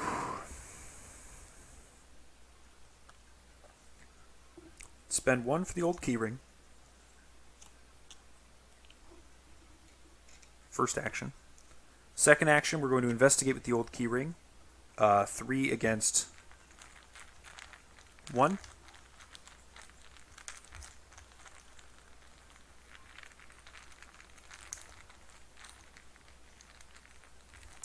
Do I need the clues here? Wouldn't mind getting this one. This might be okay. I'm not sure. It also is doing, like, discovering an ancient vault or something, so that might be a good idea. I'm not sure. We'll see. Oh, pulled this other thing on the last test. So many tokens on the board, it's hard to keep track of all of them. -X, which is 0, so we do succeed. And we were 3 against 1. And so we also trigger our scavenging for being 2 up.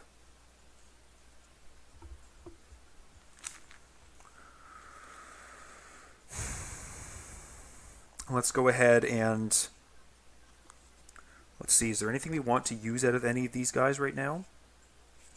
There's a big evade and there's a frost cancellation. No, we're going to play the other old keyring over the Cookies 32. So we can get that back into play later.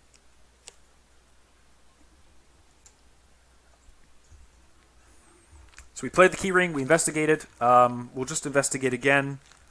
Still 3 against 1 because we're not going to use an old keyring this time. I don't mind failing, and I'd rather have more charges. 3 against 1. -2. So we pick up that clue, and we'll take the -1 off of that. And that's Stella's turn. Amanda readies. Get our Grizzly Totem back. We do not get our Dr. Amy Kensler back. We get Vicious Blow. 1, 2, 3, 4, 5, 6, 7, 8, 9. That's still active. Resource on Stella and a Take Heart. Okay.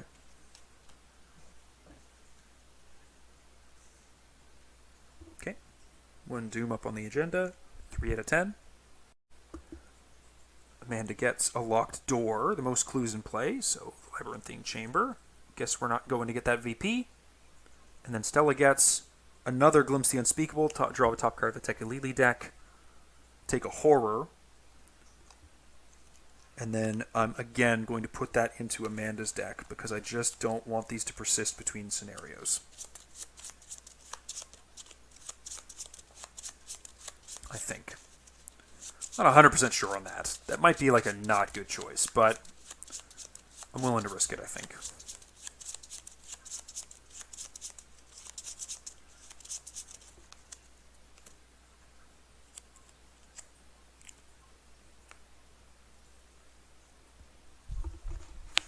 Okay.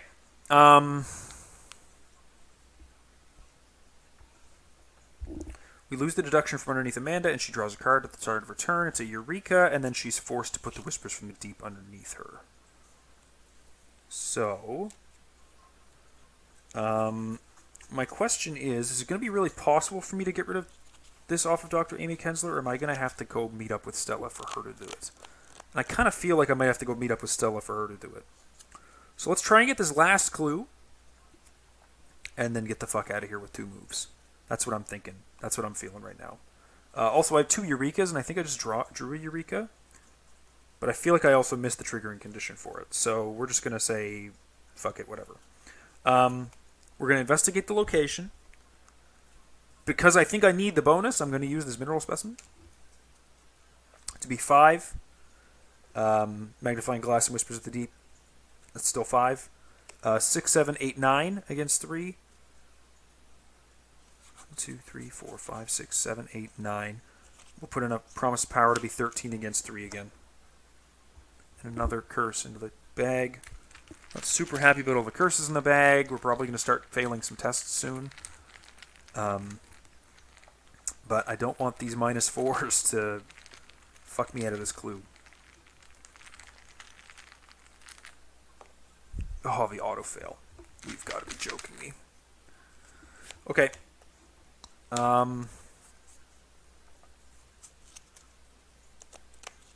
Yep. That happened. That is a huge bummer.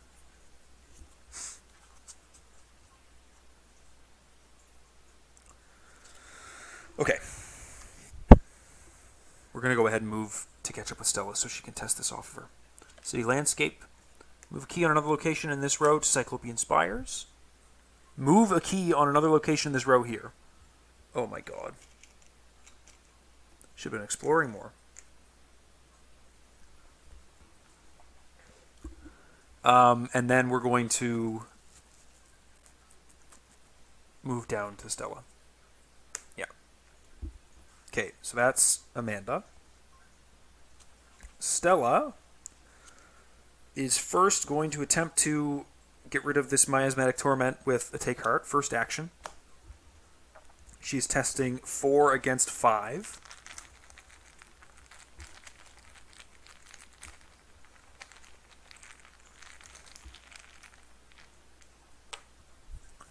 -2, if you fail, place a key you control on your location. Well, we can just pick this right back up. Not a big deal.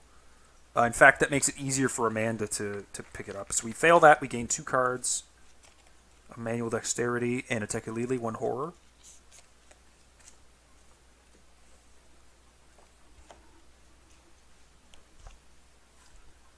And 2 resources. So that's action 1, which we failed. Okay, let's try it again. This time we're going to put a Leadership in from Amanda. Let's not lose that. A Leadership in from Amanda, so we're at 7 against 3. Do I want any more than that? Yeah, let's put the Meat Cleaver in as well to be 8 against 3. With the Granny Orn also able to give me +1 if I really need it. another -2, so that gets rid of Miasmatic Torment under Dr. Amy Kensler. And we each gain 2 resources. Man, leadership is nuts! Holy shit! I think I'm going to let Stella go get this stuff off the stone bridge and come back here and take a Doom off the agenda. So we're going to move, third action, track shoes triggers, 5 against 1. Maybe we can get some curses away from this. -4, which is successful. And then we'll investigate this location with a old keyring charge. 3 against 1.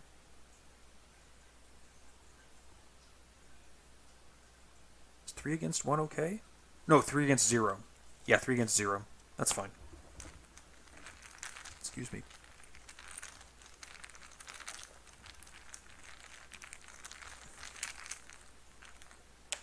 -2. So we just get the clue. And this keyring eats it. Okay. Ready. Draw over here on Amanda. For practice makes perfect. That's 2 copies, so we're Dream Enhancing Serums. Draw the bottom 2 cards of the deck, which is an Overpower and another Tekelili for a Horror.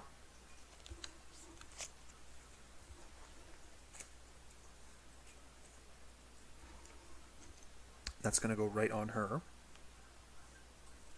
Here's her massive hand, which is currently not full. 2 Overpowers. Good. Definitely good. And then Stella gets an emergency cash, which she really does not need. They're both so flush with money. Looks like my next upgrades are going to be, what, a higher education and a scrapper, if I can afford it. 4 out of 10 Doom on the agenda. And then for Amanda, she gets Dawning of the Truth. Test 2 willpower. Increase the difficulty for each key on your location or under your control.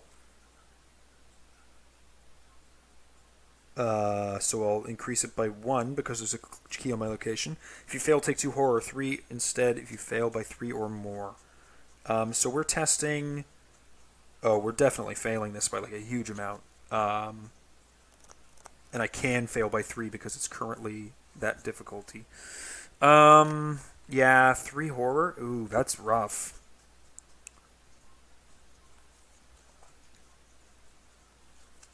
Yeah, unfortunately that just kind of has to happen. I don't like that, but it's what's happening. Yuck. So 1 against 3. That sucks. -1, so we definitely take our 3 horror and a 0. So 3 horror. Yuck. Yeah, that's right on to Amanda. And then Stella gets, whoops, Nightmarish Vapors. Lose 2 actions or shuffle the top 2 cards of a Tekelili deck into your deck without looking at them. Tekelilis. Whoops. Nope. There's 1.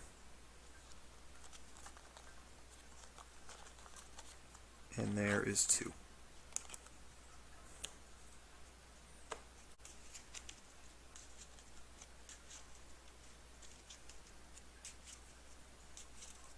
Okay.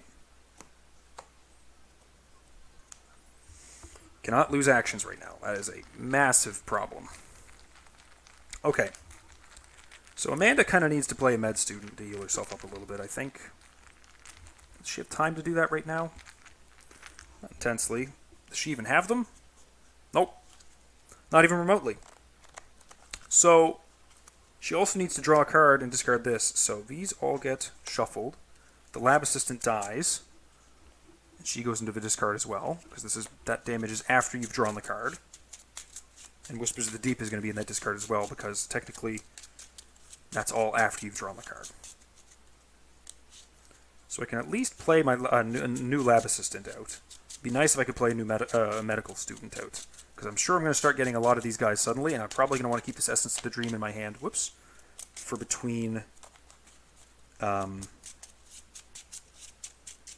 for Mythos phases. If I'm going to be needing to pass a bunch of 3 or 4 willpower tests, yeah, I'm going to need that for sure. So the top card of her deck is a shortcut, and let's go ahead and put a Eureka underneath her. And we'll just do her first. We may as well. So we're going to spend 2 for a lab assistant. Which draws us 2 cards. Leadership, medical student. Wouldn't have minded seeing medical student first. That's okay. So that's action 1.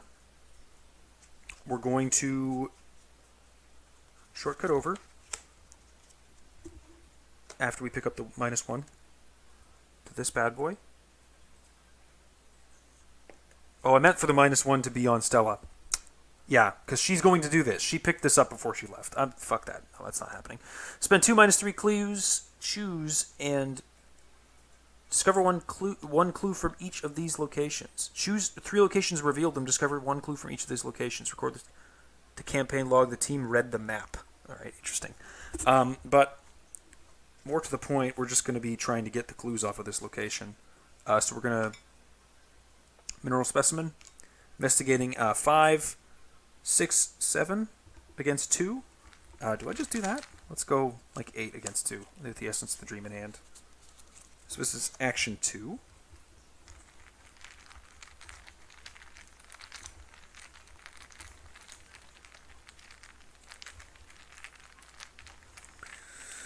Eight against 2. -1. Not what I want to see. Oh, we cancel that. And so its effect doesn't take place, and so we just succeed by a lot. We'll do a Eureka. We'll just take the miasmatic crystal to hand because it's a lot more icons than the other 2.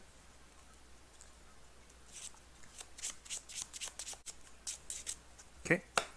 We'll pick up this, and then third action, we will do the action, spend 2 tablet keys. Remember that the team discerned the origins of the Shoggoths. Bye-bye. Okay, so that's one of the 2 objectives done for this one. Now, Stella, what are you going to do, my dear? Okay, we're going to go ahead and investigate with an old keyring charge. We are testing 3 against 3.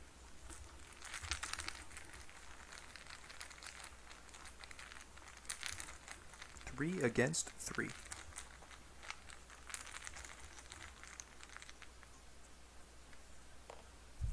-3, so we fail. But we don't lose anything for it. The old keyring just gets returned to us. Thank you, beloved keyring.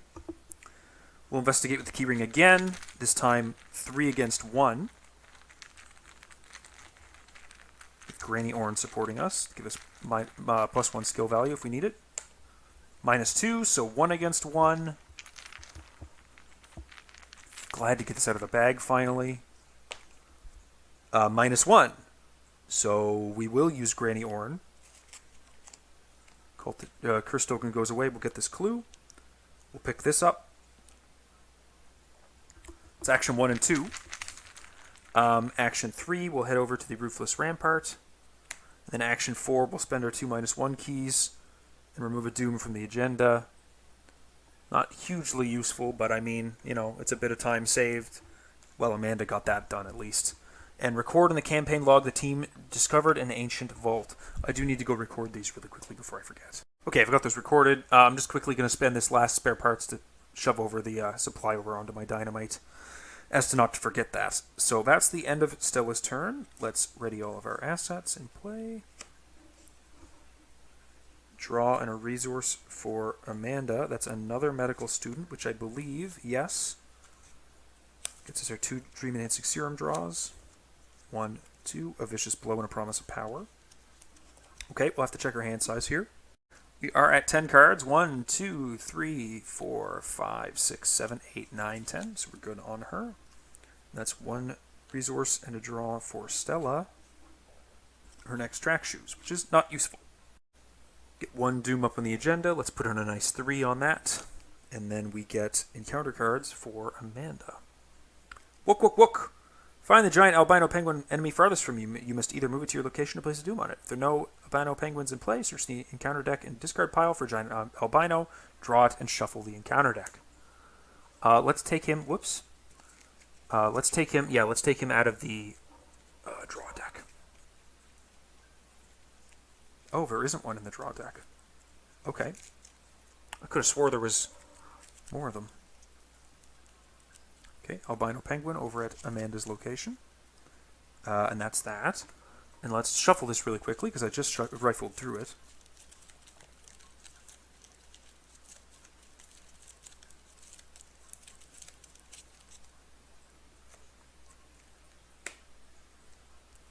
Stella gets Blasphemous Visions. Shuffle the top card of the Tekelili deck into your deck without looking at it. Then put Blasphemous Visions in your threat area. Resolve the effects of each Tekelili weakness you draw an additional time. Test 3 willpower to remove it.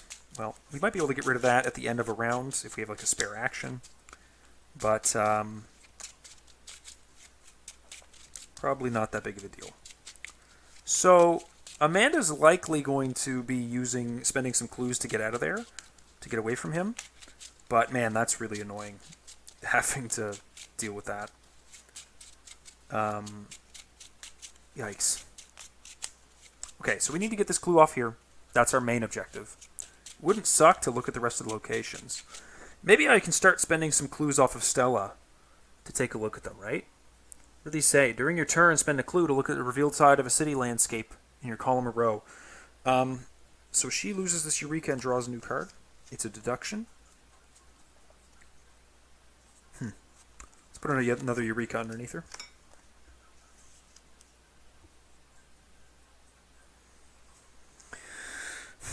Yeah, let's spend a clue off of... Let's take her turn for... no, let's take Stella's turn first, I think. Stella's going to spend a clue and take a look at this one. Move a clue from this location to an unrevealed location in this column or row. So that does nothing.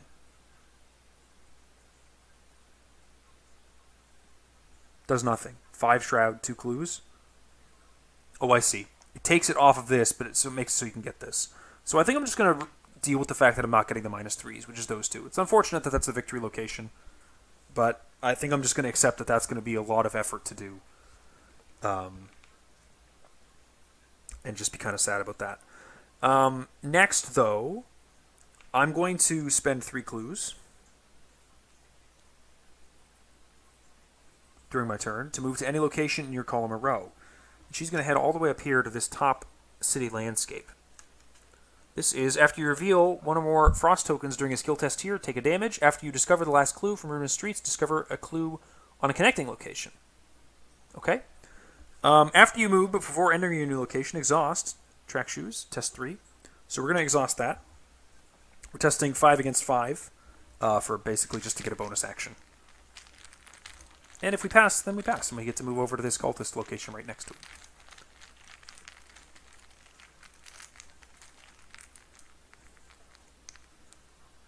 Auto fail. Okay, so we fail. So we do have 4 actions on our turn now. The first one is still going to be +1 difficulty, or +2 difficulty, but we have it, if we need it.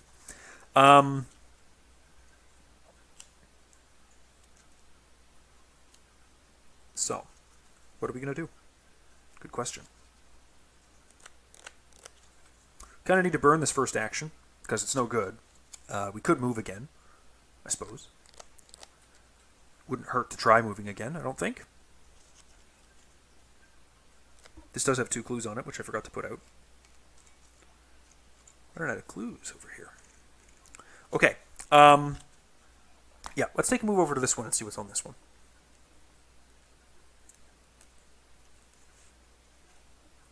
This is the same dealie.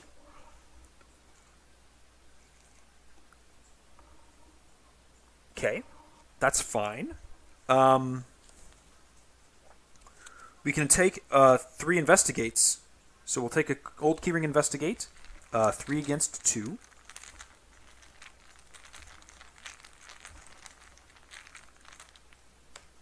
-2. If you place a key you control in your location, but we don't have any. So we fail. And then we'll do another old keyring, which is 3 against 0.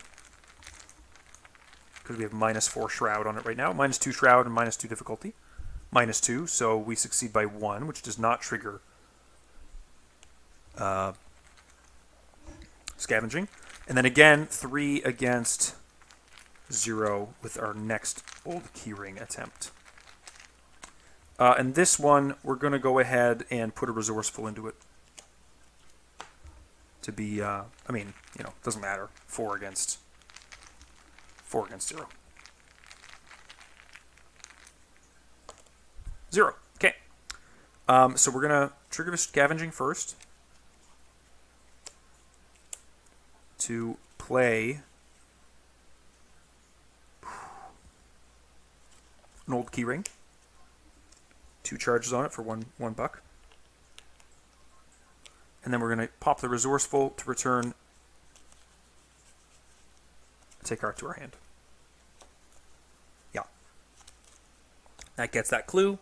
When you discover the last clue on the ruinous streets, discover a clue on a connecting location. We'll pick this up at the Labyrinthine Chambers.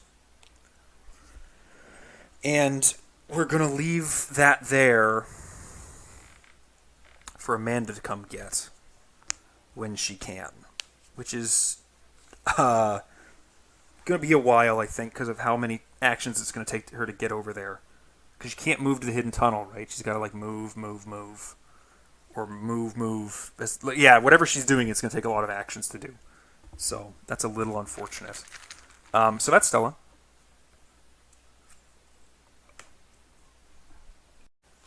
And now Amanda. We're kind of in the same situation where we can, just try and kill this guy. But it might be nice to hold on to all this combat stuff for what's coming up soon, which I'm certain is going to be coming up soon. So, I think we can just walk away from him. 2 actions to walk to the stone bridge. 2 actions to move, one more action to move the Cyclopean Spires. Yeah, and that'll be that. Boring turn, but it is what it is. Ready up.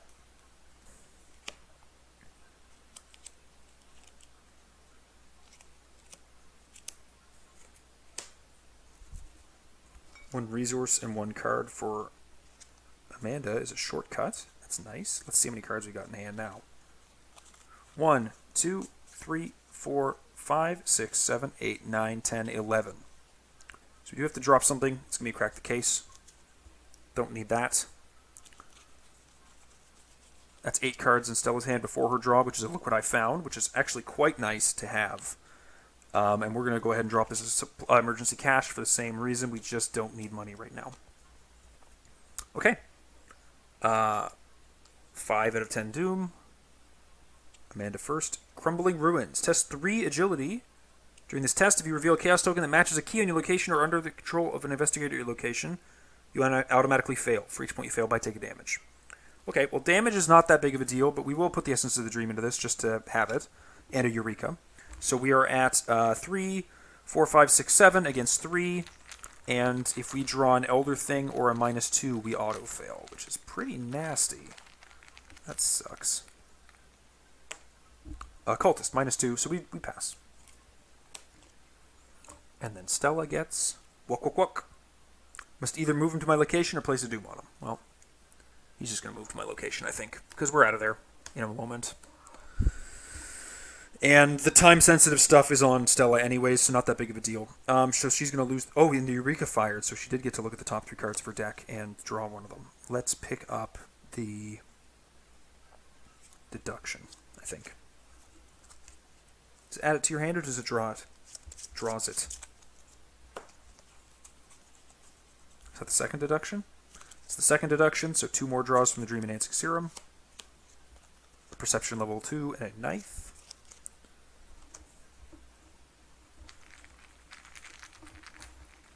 Okay. And then she draws a card at the start of her thing, a Promise of Power, and the Eureka goes away. Okay. Because I'm pretty sure that this is going to advance the act, I'm going to put a Vicious Blow underneath her. And when I advance the act, I'm pretty sure it's going to spawn the bad guy that I know about. Because I read the setup. So I'm going to go ahead with Amanda. She's going to shortcut over to Labyrinthine Chamber. Pick this up. First action, spend both of these.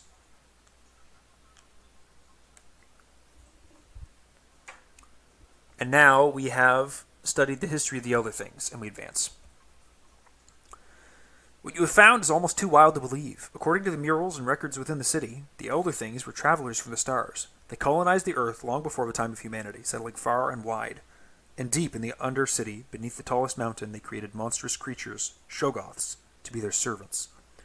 But the Shoggoths rebelled against them, and soon their civilization collapsed.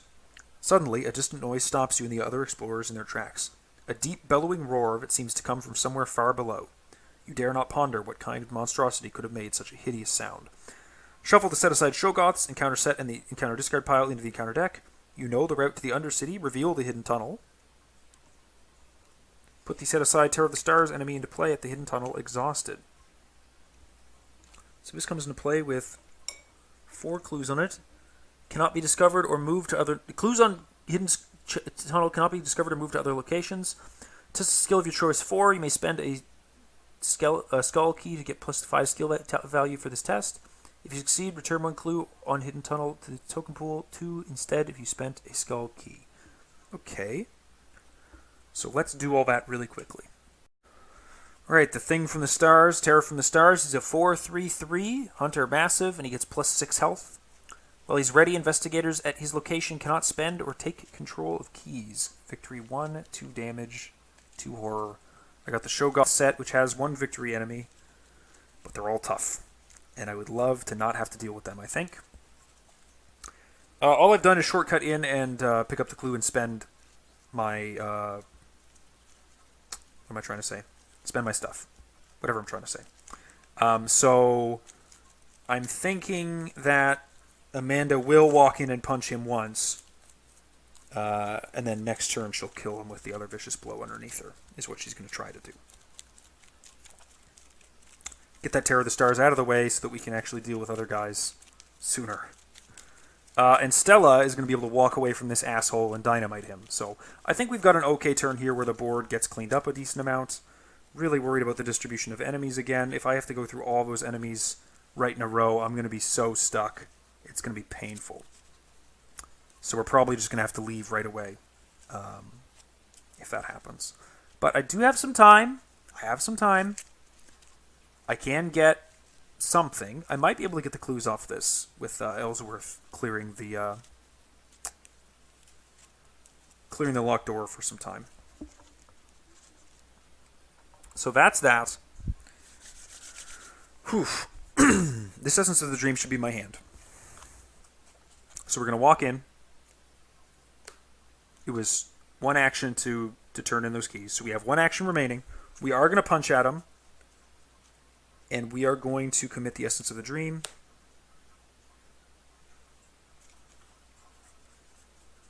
And we are going to commit an Overpower to be 4, 5, 6, 7, 8, 9, 10, 11 against 4. May as well use the Grizzly Totem. 12 against 4. It's the only other test I'm doing this turn.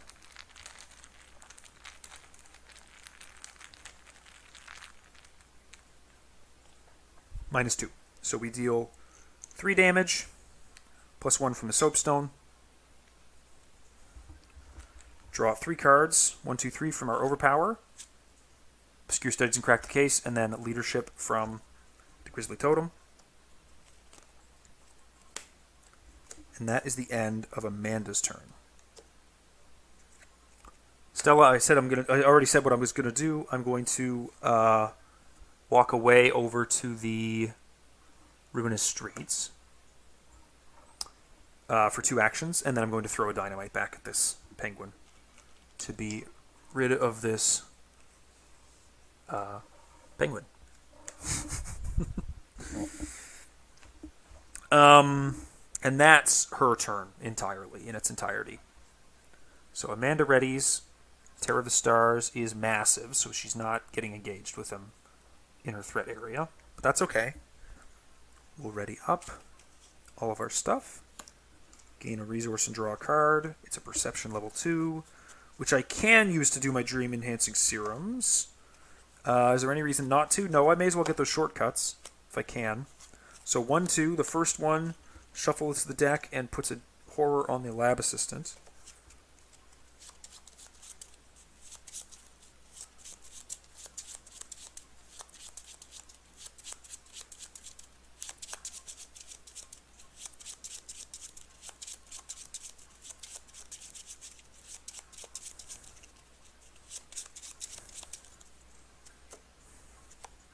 Whispers from the Deep, and the next one is a shortcut.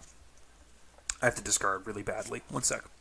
Okay, it might look a little funny, but I have most of my practice cards in hand, so I'm discarding 2 Practice Makes Perfect, 2 Leadership, a Crack the Case, and a Knife. I have like 1 Overpower in there, and that's basically it. I have almost everything else in hand, so I really don't need those Practice Makes Perfect right now. 1 Resource and a card draw for Stella, which is a Manual Dexterity, putting her at 9 cards in hand. We'll just get rid of this Madame Lagrange.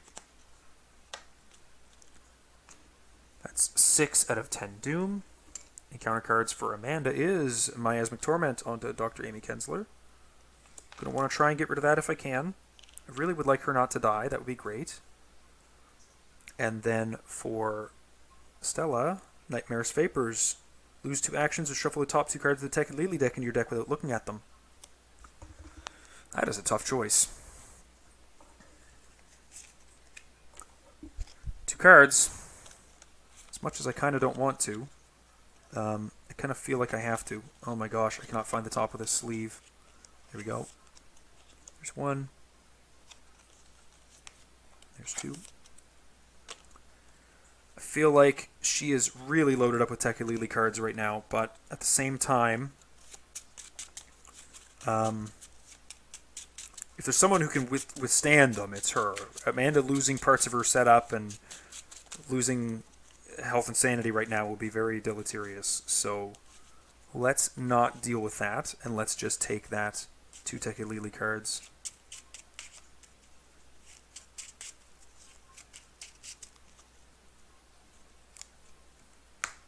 Okay. Let's have Amanda go first. She does draw a card. And then she's forced to put the Whispers from the Deep underneath her, unfortunately. Do I have an Obscure Studies right now? I do.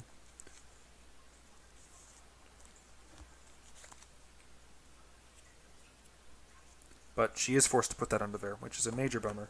Did I put that other... Yeah, I put that to the hand by accident. Okay. So... Amanda's got to kill her. Kill the Terror from the Deep really badly. And she's going to go ahead and do it. But it's going to be dicey. Fighting at 1, 2, 3, 4, 5, 6, 7, 8, 9, 10. 10 against 4. And let's go ahead and just do this, actually. We'll commit the Whispers of the Dream after we put the Obscure Studies in. So that's 2 more. So 12 against 4.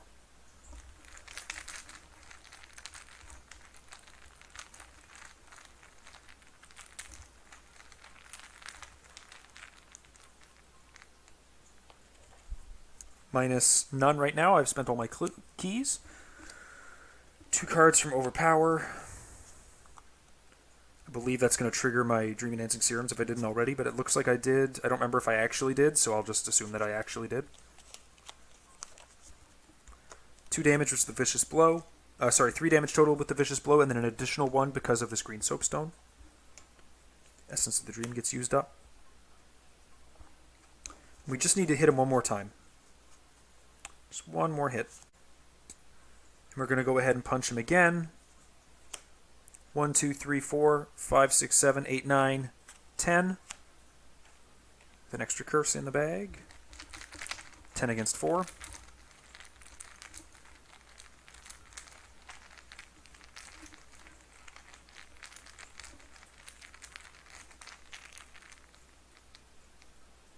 Oh! Forgot to put the skull away. No! Painful.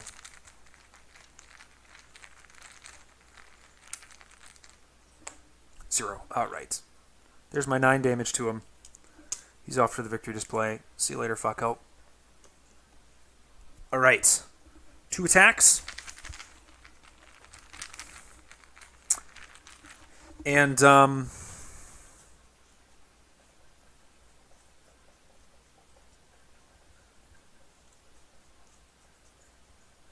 let's see. Can we get rid of one of these? Test a skill of your choice. 4?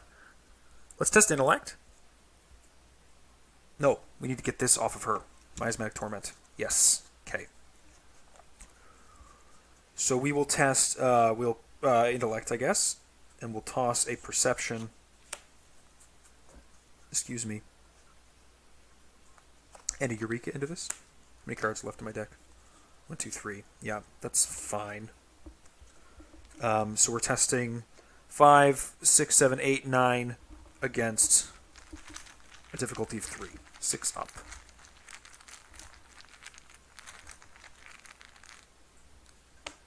Zero. Okay, so Miasmatic Torment is off of Amy Kensler. She's safe this turn. We get 2 cards from Perception, a Eureka, and a Crack the Case, and then an Overpower from the Eureka. Fine. Those all get cleaned up. Deck's empty. We're good on Amanda.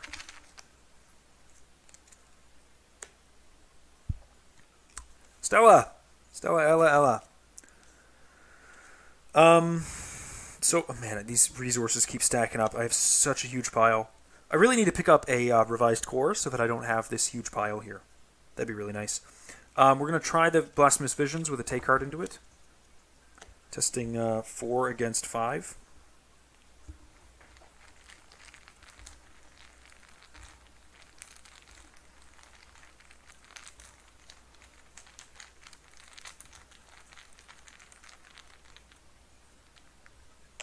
-2, so we fail. 2 cards. Scavenging level 2, Granny Orn. 2 resources, not really necessary, but we'll take them anyways. Okay, we have 3 actions remaining. We will investigate once with an old keyring. We are investigating 3 against 4.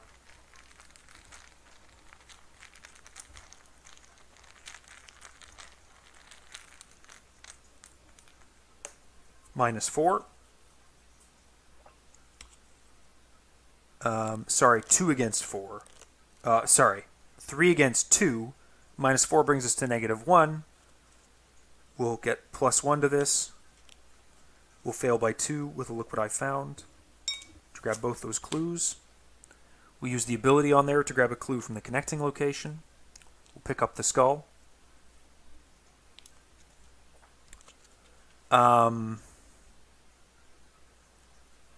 We'll move down 1. Action 3. Not triggering track shoes. And we will move a key on another location in this row to the Cyclopean Spires. Group limit once per game. Over like that. I don't know that I really need those, but maybe that'll help me out.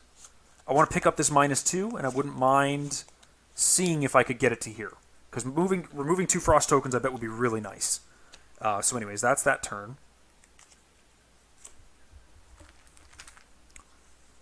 We draw a card over here on Amanda, which is going to kill off the Lab Assistant after that is shuffled and drawn. Which is a bit of a bummer, because it does mean we're going to have to discard. We're not going to be able to hold on to an obscene amount of cards again. These Mineral Specimen and Green Soapstone are mostly done with. They don't get discarded from play unless something discards them from play, so I'm going to just rearrange my board to kind of shove them off to the side.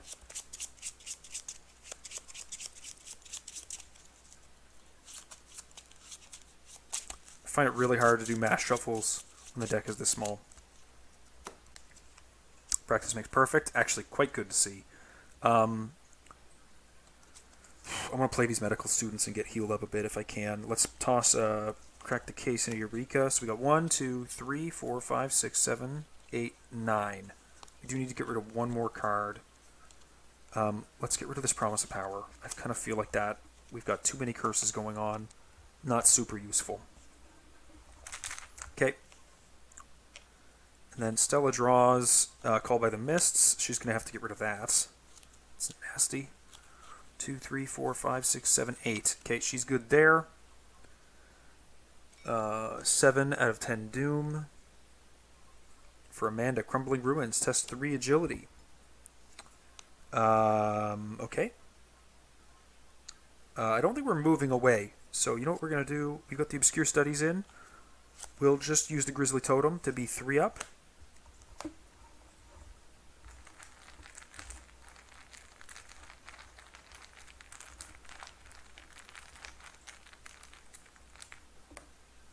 -2, so we're only 1 up now.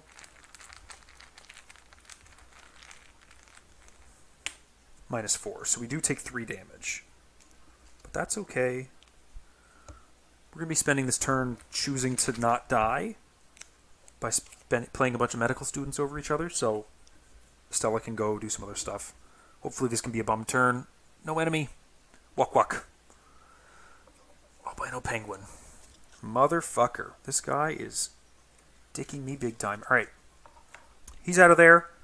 The Obscure Studies gets discarded, and we draw a card from the top of the deck, which is an Overpower, which will trigger our Dream Enhancing Serums, a Leadership, and a Perception. And then we will just shove... I'm going to shove this Miasmic Crystal underneath her in case she needs to test stuff in the Mythos phase next turn. We'll just go ahead with her. So we're going to spend 2 for a student to heal 1 and 1. And then we're going to spend 2 for another student to heal 1 and 1. So that one goes over this one and it gets discarded to heal 1 and 1.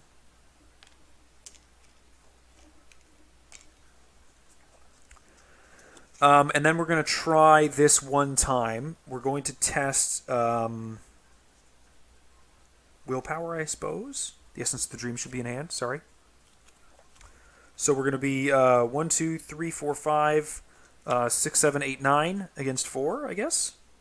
9 against 4.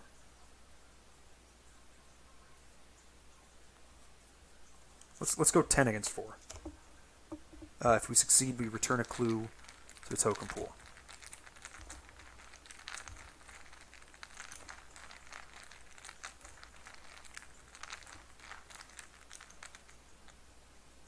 +1. Okay, so we get one of these clues back to the token pool.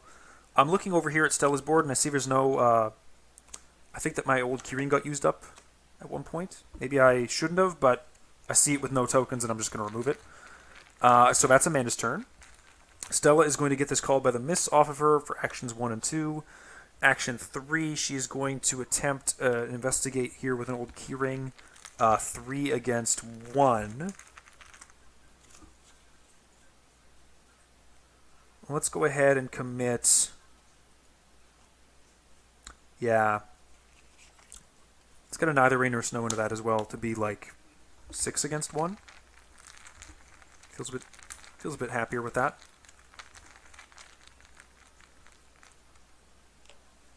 -1 currently. So she gets that clue. She can pick up both of those keys. The old keyring charge does go away. And also, technically, we do a scavenging first. And I'm going to play Cookie's Custom 22. Or sorry, 32. Out of my discard pile. Just to have an option available if enemies start popping out again. Okay, is there any point in picking up those keys? I don't think so. I can just pick them up on the next turn. So, I'd love it if I could get her... Yeah, you know what I'm going to do? I'm going to pick up these two keys, and then I'm going to spend 3 clues. Oh, no, I don't have an action remaining. Never mind. I'll have to do that next turn. I was going to spend an action to head over here, but I can track shoes that. Okay, I can do that. It's not a big deal. Okay, so we ready up.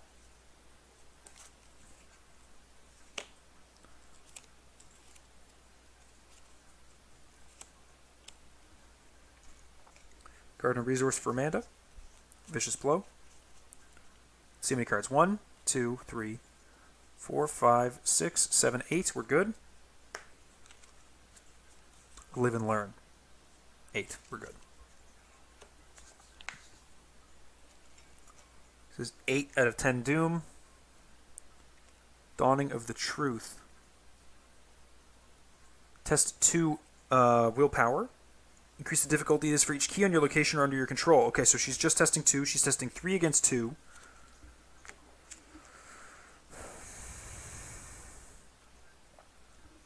Are both my leaderships in here? I wouldn't mind fetching one out just to use it. Yeah. We'll spend 1 for practice makes perfect. No, top 9. 1, 2, 3, 4, 5, 6, 7, 8. Okay. We'll toss that leadership into it. Just to be an extra 1-up. We're 6 against 2.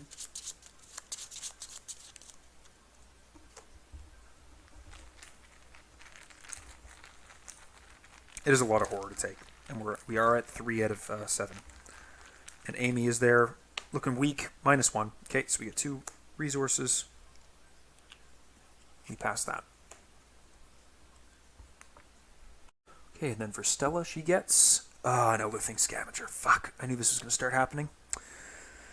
After he attacks you, discard the top 3 cards of your deck. Draw each weakness discarded this way. So, I really would like to just not be dealing with him. Start of the investigation phase. We do something like that.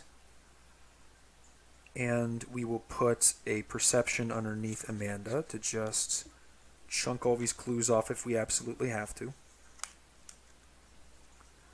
The objective, by the way, if each undefeated investigator is at the hidden tunnel and it has no clues advanced. So all we need to do with Stella is like pick this up, get there, get there. I don't know if I'm going to have time to actually do it, but it'd be really cool if I could. So she's going to first... let's go ahead with Stella first. She's going to evade the Elder Thing Scavenger. She is 5 against 5. Yeah, 5 against 5. It's not likely, obviously. 0. Okay, so she succeeds.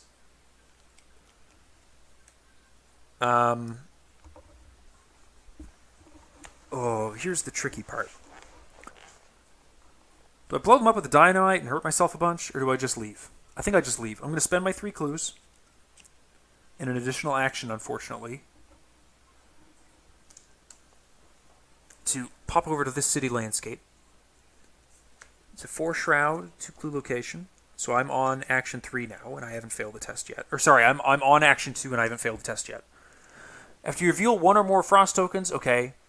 If there are no clues here, choose 2 locations with clues on them, swap them. Okay. And then I'll trigger my track shoes. So I'm on action... I'm actually between action 1 and 2, but I've used 2 actions. So I am testing 5 against 3 right now, which is a bummer.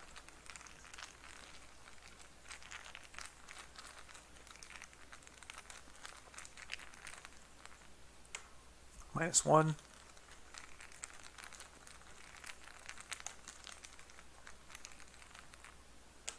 -1, so we do succeed. We head over to the city landscape. Come on, not many clues. Oh, it's a 5 with 2. Bugger. I have 1 clue, or I have 1 action remaining this turn, don't I? And I don't think I can get both of those and there and use that and there. I just don't think that's possible. Unfortunately.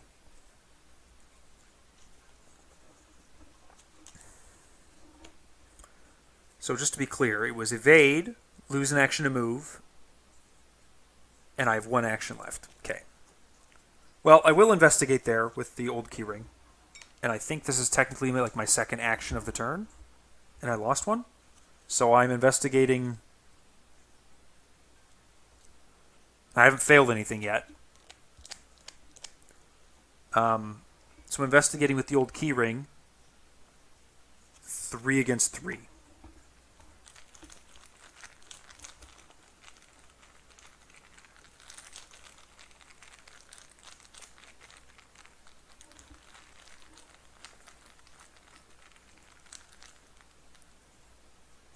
0 I left out on the table, like a nincompoop.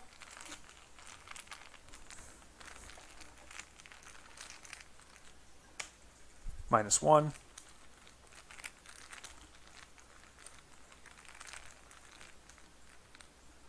-1, so we fail by 2. Would love to have a look what I found right now. And then we get one more attempt. We'll use the old keyring this time. We are at 3 against 1 because we have -2 difficulty.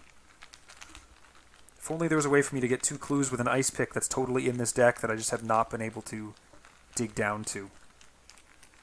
Super bummer. Whoops, curse -1.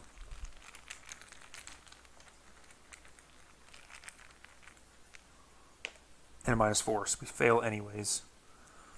Tremendously. Alrighty, well, we're not getting that objective. But Amanda can spend her turn. Actually, you know what? We'll just do a live and learn. We'll just take that test again. With a keyring again. What are we at? 5 against 1 this time. Nice to get a curse out of the bag for Stella or for Amanda. -3. Yes, we get one of them. Cool. Excuse me. Okay. So that's Stella. Amanda is going to do her turn now. Amanda's turn is just trying this a bunch of times, isn't it? Yeah, it is. So in essence, if the dream goes to hand, she'll attempt this once with an essence of the dream committed with a grizzly totem.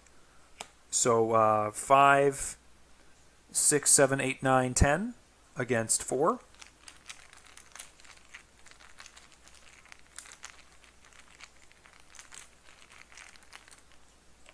-2, so that's one of them. And she draws 2 cards, a knife and Whispers from the Deep.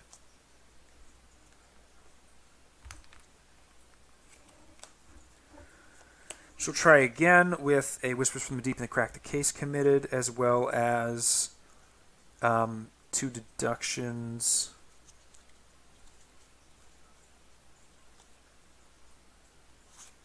Here's a question. Am I crazy enough to go try and get this clue so that Stella can do that? No, I don't think she can, even if I do that.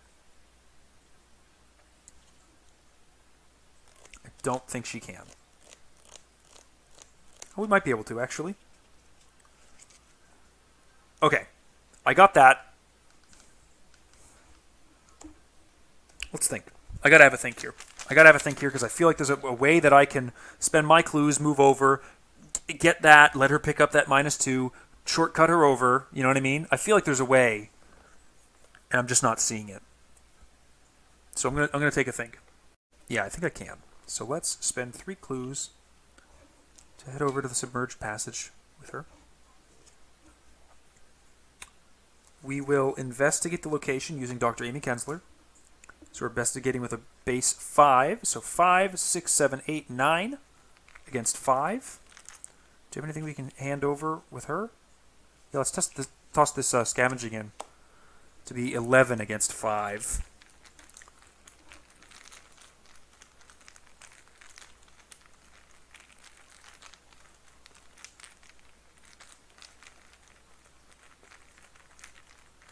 (11 against 5). -1, so we get that clue. We'll pick up that clue with Stella, because that's a free action. And then what we're going to do is we're going to shortcut Stella here.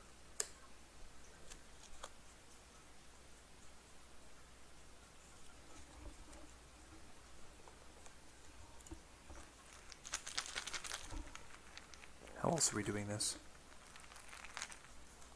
Shortcut ourselves there.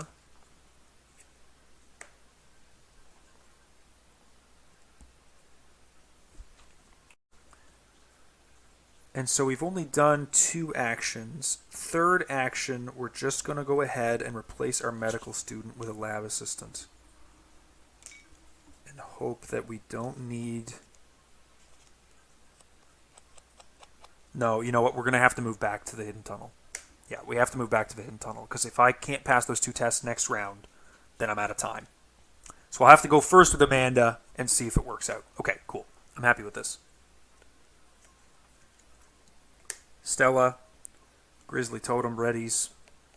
Everything readies. Card and a resource for Amanda is going to be a Eureka, which I believe is not one. And how many cards do we have in hand? 1, 2, 3, 4. Sorry.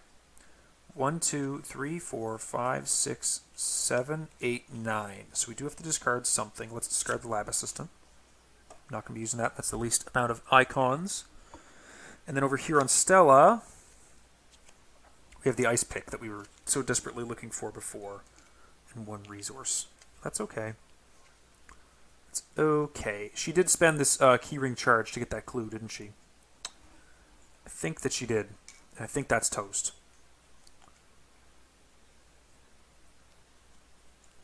Come on, baby. Okay. That's that. We are at 9 out of 10 Doom. This Elder Thing Scavenger has readied there, and we will be doing our Mythos phase. Let's see what we get on Amanda. Another Crumbling Ruins. So she's going to put her Whispers of the Deep into this and test 1 against 3. Thank God. That was the most fortunate thing I've seen yet. I did forget to use Amy Kensler's ability, but I probably would have kept this. For each point you fail by, take a damage, so I take 2 damage. Come on, no whammy. I know, Thing Scavenger. Do I have enough health to take all these attacks? I think so. We'll find out. Okay. First things first, Amanda goes first. So she draws a Promise of Power.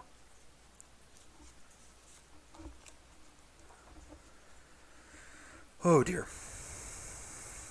Yeah, let's put this Perception underneath her. And she needs to go first. So the Essence of the Dream goes to hand. She is going to test 4 Intellect again. With an Essence of the Dream into it. So we'll be at 5, 6, 7, 8, 9. 10. 10 against 4 for the first clue.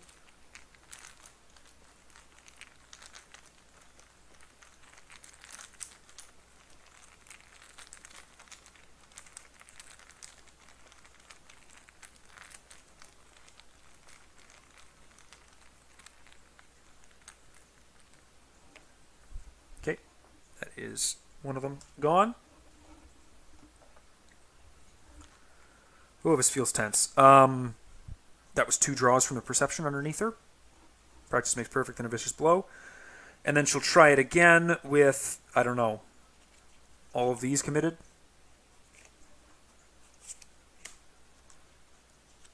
One, 2, 3, 4, 5, 6, 7, 8, 9, 10.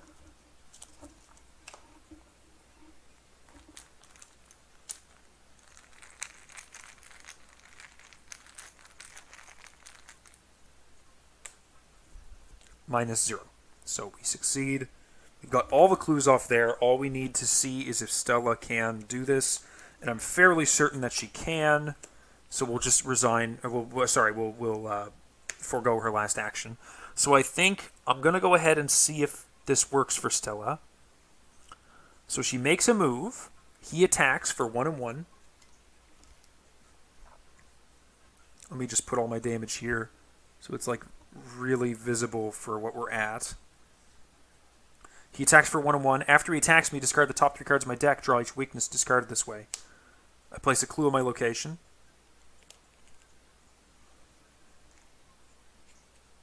I take a damage. And I take a horror. And I have to do all of these twice. 2 damage, 2 horror. So 2 damage. 2 horror. And I dropped 2 clues. Holy shit, that was about as bad as that could have been. Goodness gracious. Oh, I'm almost tempted not to go for this thing I'm trying to do. But I did say I was going to move. Okay, now that I'm at this location, he's going to do another attack of opportunity against me, this time defeating Granny Orn? No, it's just going to do me 1-1. And then after he attacks me this time, it's going to discard the top 3 cards. Ice Pick, another Tekka-Lili, dropping 2 clues. Placing this on the bottom of the deck. And then losing 2 resources twice for 4 resources.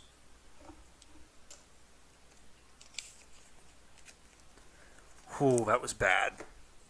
I think that might have made me lose. But I do spend my 2 -2s, draw 2 cards, gain 2 resources, remove the 2 frost tokens from the bag. Discard an asset you control. We're going to discard the Scavenging and the Wooden Sledge.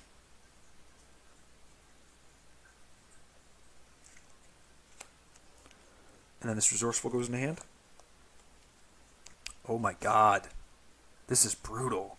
I can't believe they were all right on the top of the deck like that.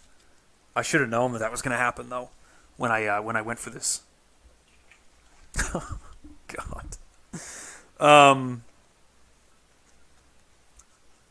Okay, and then I have 1 action left. And my last action is another move, because I dropped all of my clues, which was going to be my get-out-of-jail-free card. I was going to do a move over my column or row and then trigger my track shoes. So I have to take another attack from this guy, which is going to kill off Granny Orn, because I can't take any more on Stella. Oh no, I can take 1 more on Stella. Okay, so an attack of opportunity is 1 more on Stella, right? We're at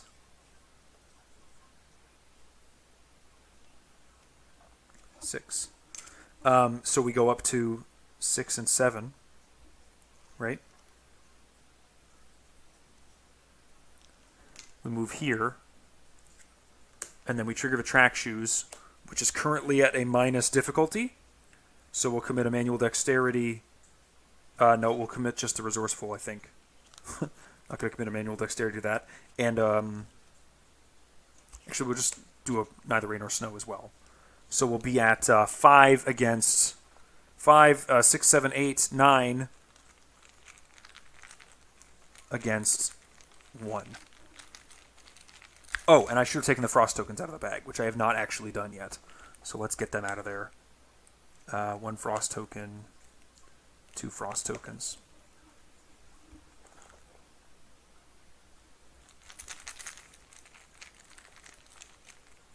Oh, I needed to discard 3 cards again. Okay. Whew.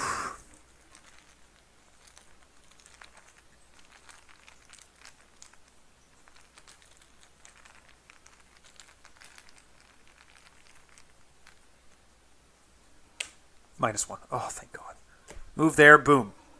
Each undefeated investigators at the hidden tunnel has no clues. Advance. Jesus Christ.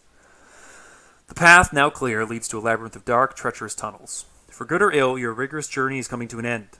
Taking a deep breath, you gather your courage and delve into the depths of the mountain. R1. To the Undercity. Resolution 1. A quiet, unearthly stillness welcomes you as your party delves into the secret passageway. You expected to be greeted by sound and fury, but this eerie silence is almost worse. Not a word is spoken as you slink deeper and deeper into the secret shaft, making note of the peculiar smoothness of the walls, the bizarre markings on the floor, and the muted drip, drip, drip of water in the distance. For hours you continue into the deep dark, questioning your judgment with each step. What kind of people walk willingly into the jaws of such horror? You risked your reputation going on this expedition to begin with. Then, you risked your life, not turning back the moment things turned dire. Now you risk your very sanity, unearthing secrets no human was ever meant to find. Is this bravery? Or the final mistake of a herd of fools, too stubborn to see that their own deaths lie at the end of this road? It matters not. You've come too far to turn back now. One way or another, you will get the answers you seek. The only question is, whether you'll live to tell the world what you found. In your campaign log, record the team found the hidden tunnel. Each investigator earns experience equal to the victory X value of each card in the victory display. Each investigator also earns 1 additional experience for each pair of chaos tokens spent during the scenario. So we had 3 VP from locations, 1 from the Terror in the Stars, and we didn't spend the Skull pair. We didn't pick up either the Cultist pair or the -3 pair. So that means of the 8 pairs, we got 5 of them. So that's 9 XP total. In the Expedition Team section of the campaign log, record the amount of damage and horror on each partner asset in play. So that's 2 horror on Dr. Amy Kensler. Proceed to Interlude 3, Final Night. You would hesitate to call the darkened pit you find yourself in safe by any means, but you feel as though this is as good place as any to rest. It was hard enough to tell the time with the sun always lingering in the Antarctic sky. Now deep underground with no sunlight to speak of, it is impossible. When one of your companions checks their pocket watch and informs the team that 14 hours have passed since you went underground, the response is one of utter disbelief. You do not remember traveling that long, but your body is weary enough to prove it. In gloomy silence, you and the others set up camp once more. Your numbers have dwindled to only yourself and the few experts who remain from those originally introduced to you by Dr. Kensler. The rest of the students and researchers are either back at the barrier camp, where you first disembarked from the Theodosia, or no longer with you. The cavern is easily large enough for what few of you remains, and the icy floor brittle enough to stake down your tents. Even though it does not truly feel safe, you wonder if you will ever feel safe again. You only have enough time to check on a few team members.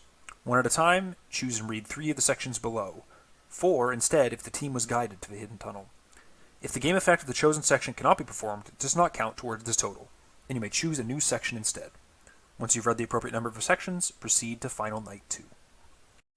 If Dr. Amy Kensler is alive, and Dr. Kensler is on the verge of understanding, is recorded in your campaign log. Dr. Kensler is in an absolute panic when you enter her tent.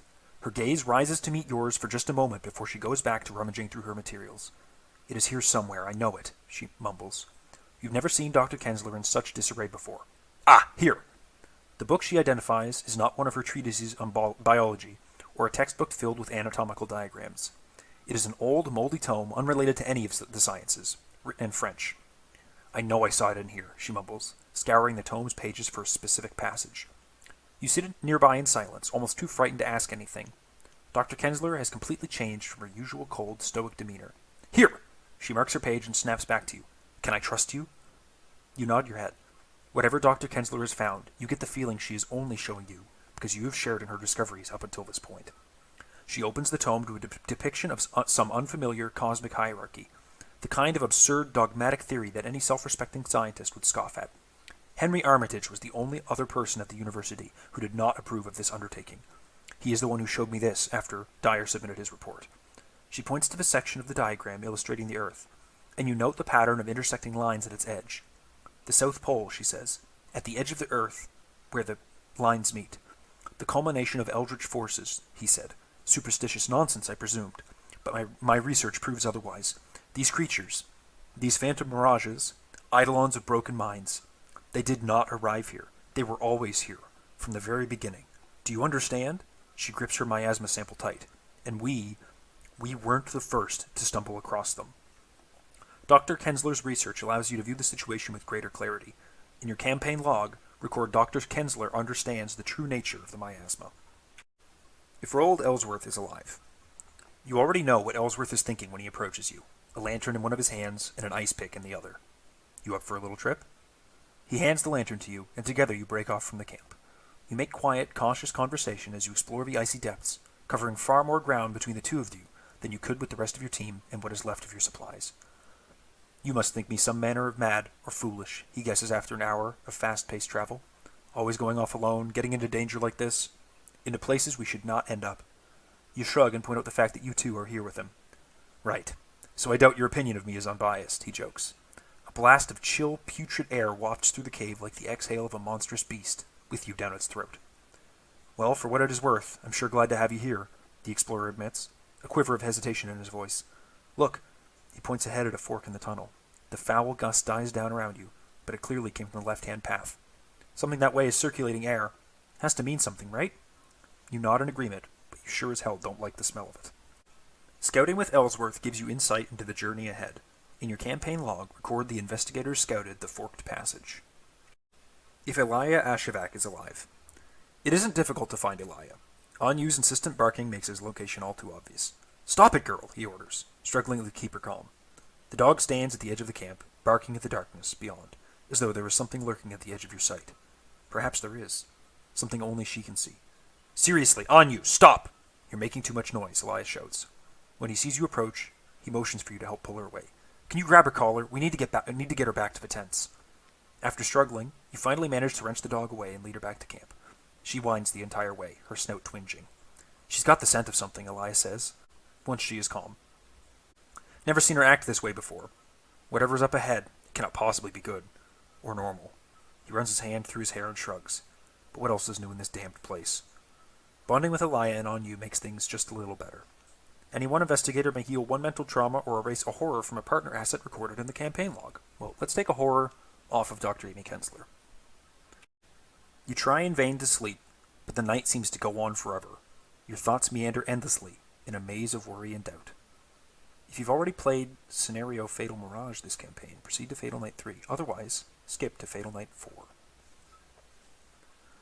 Just as you were finally beginning to drift off, a vague threat in the corner of your mind startles you into action.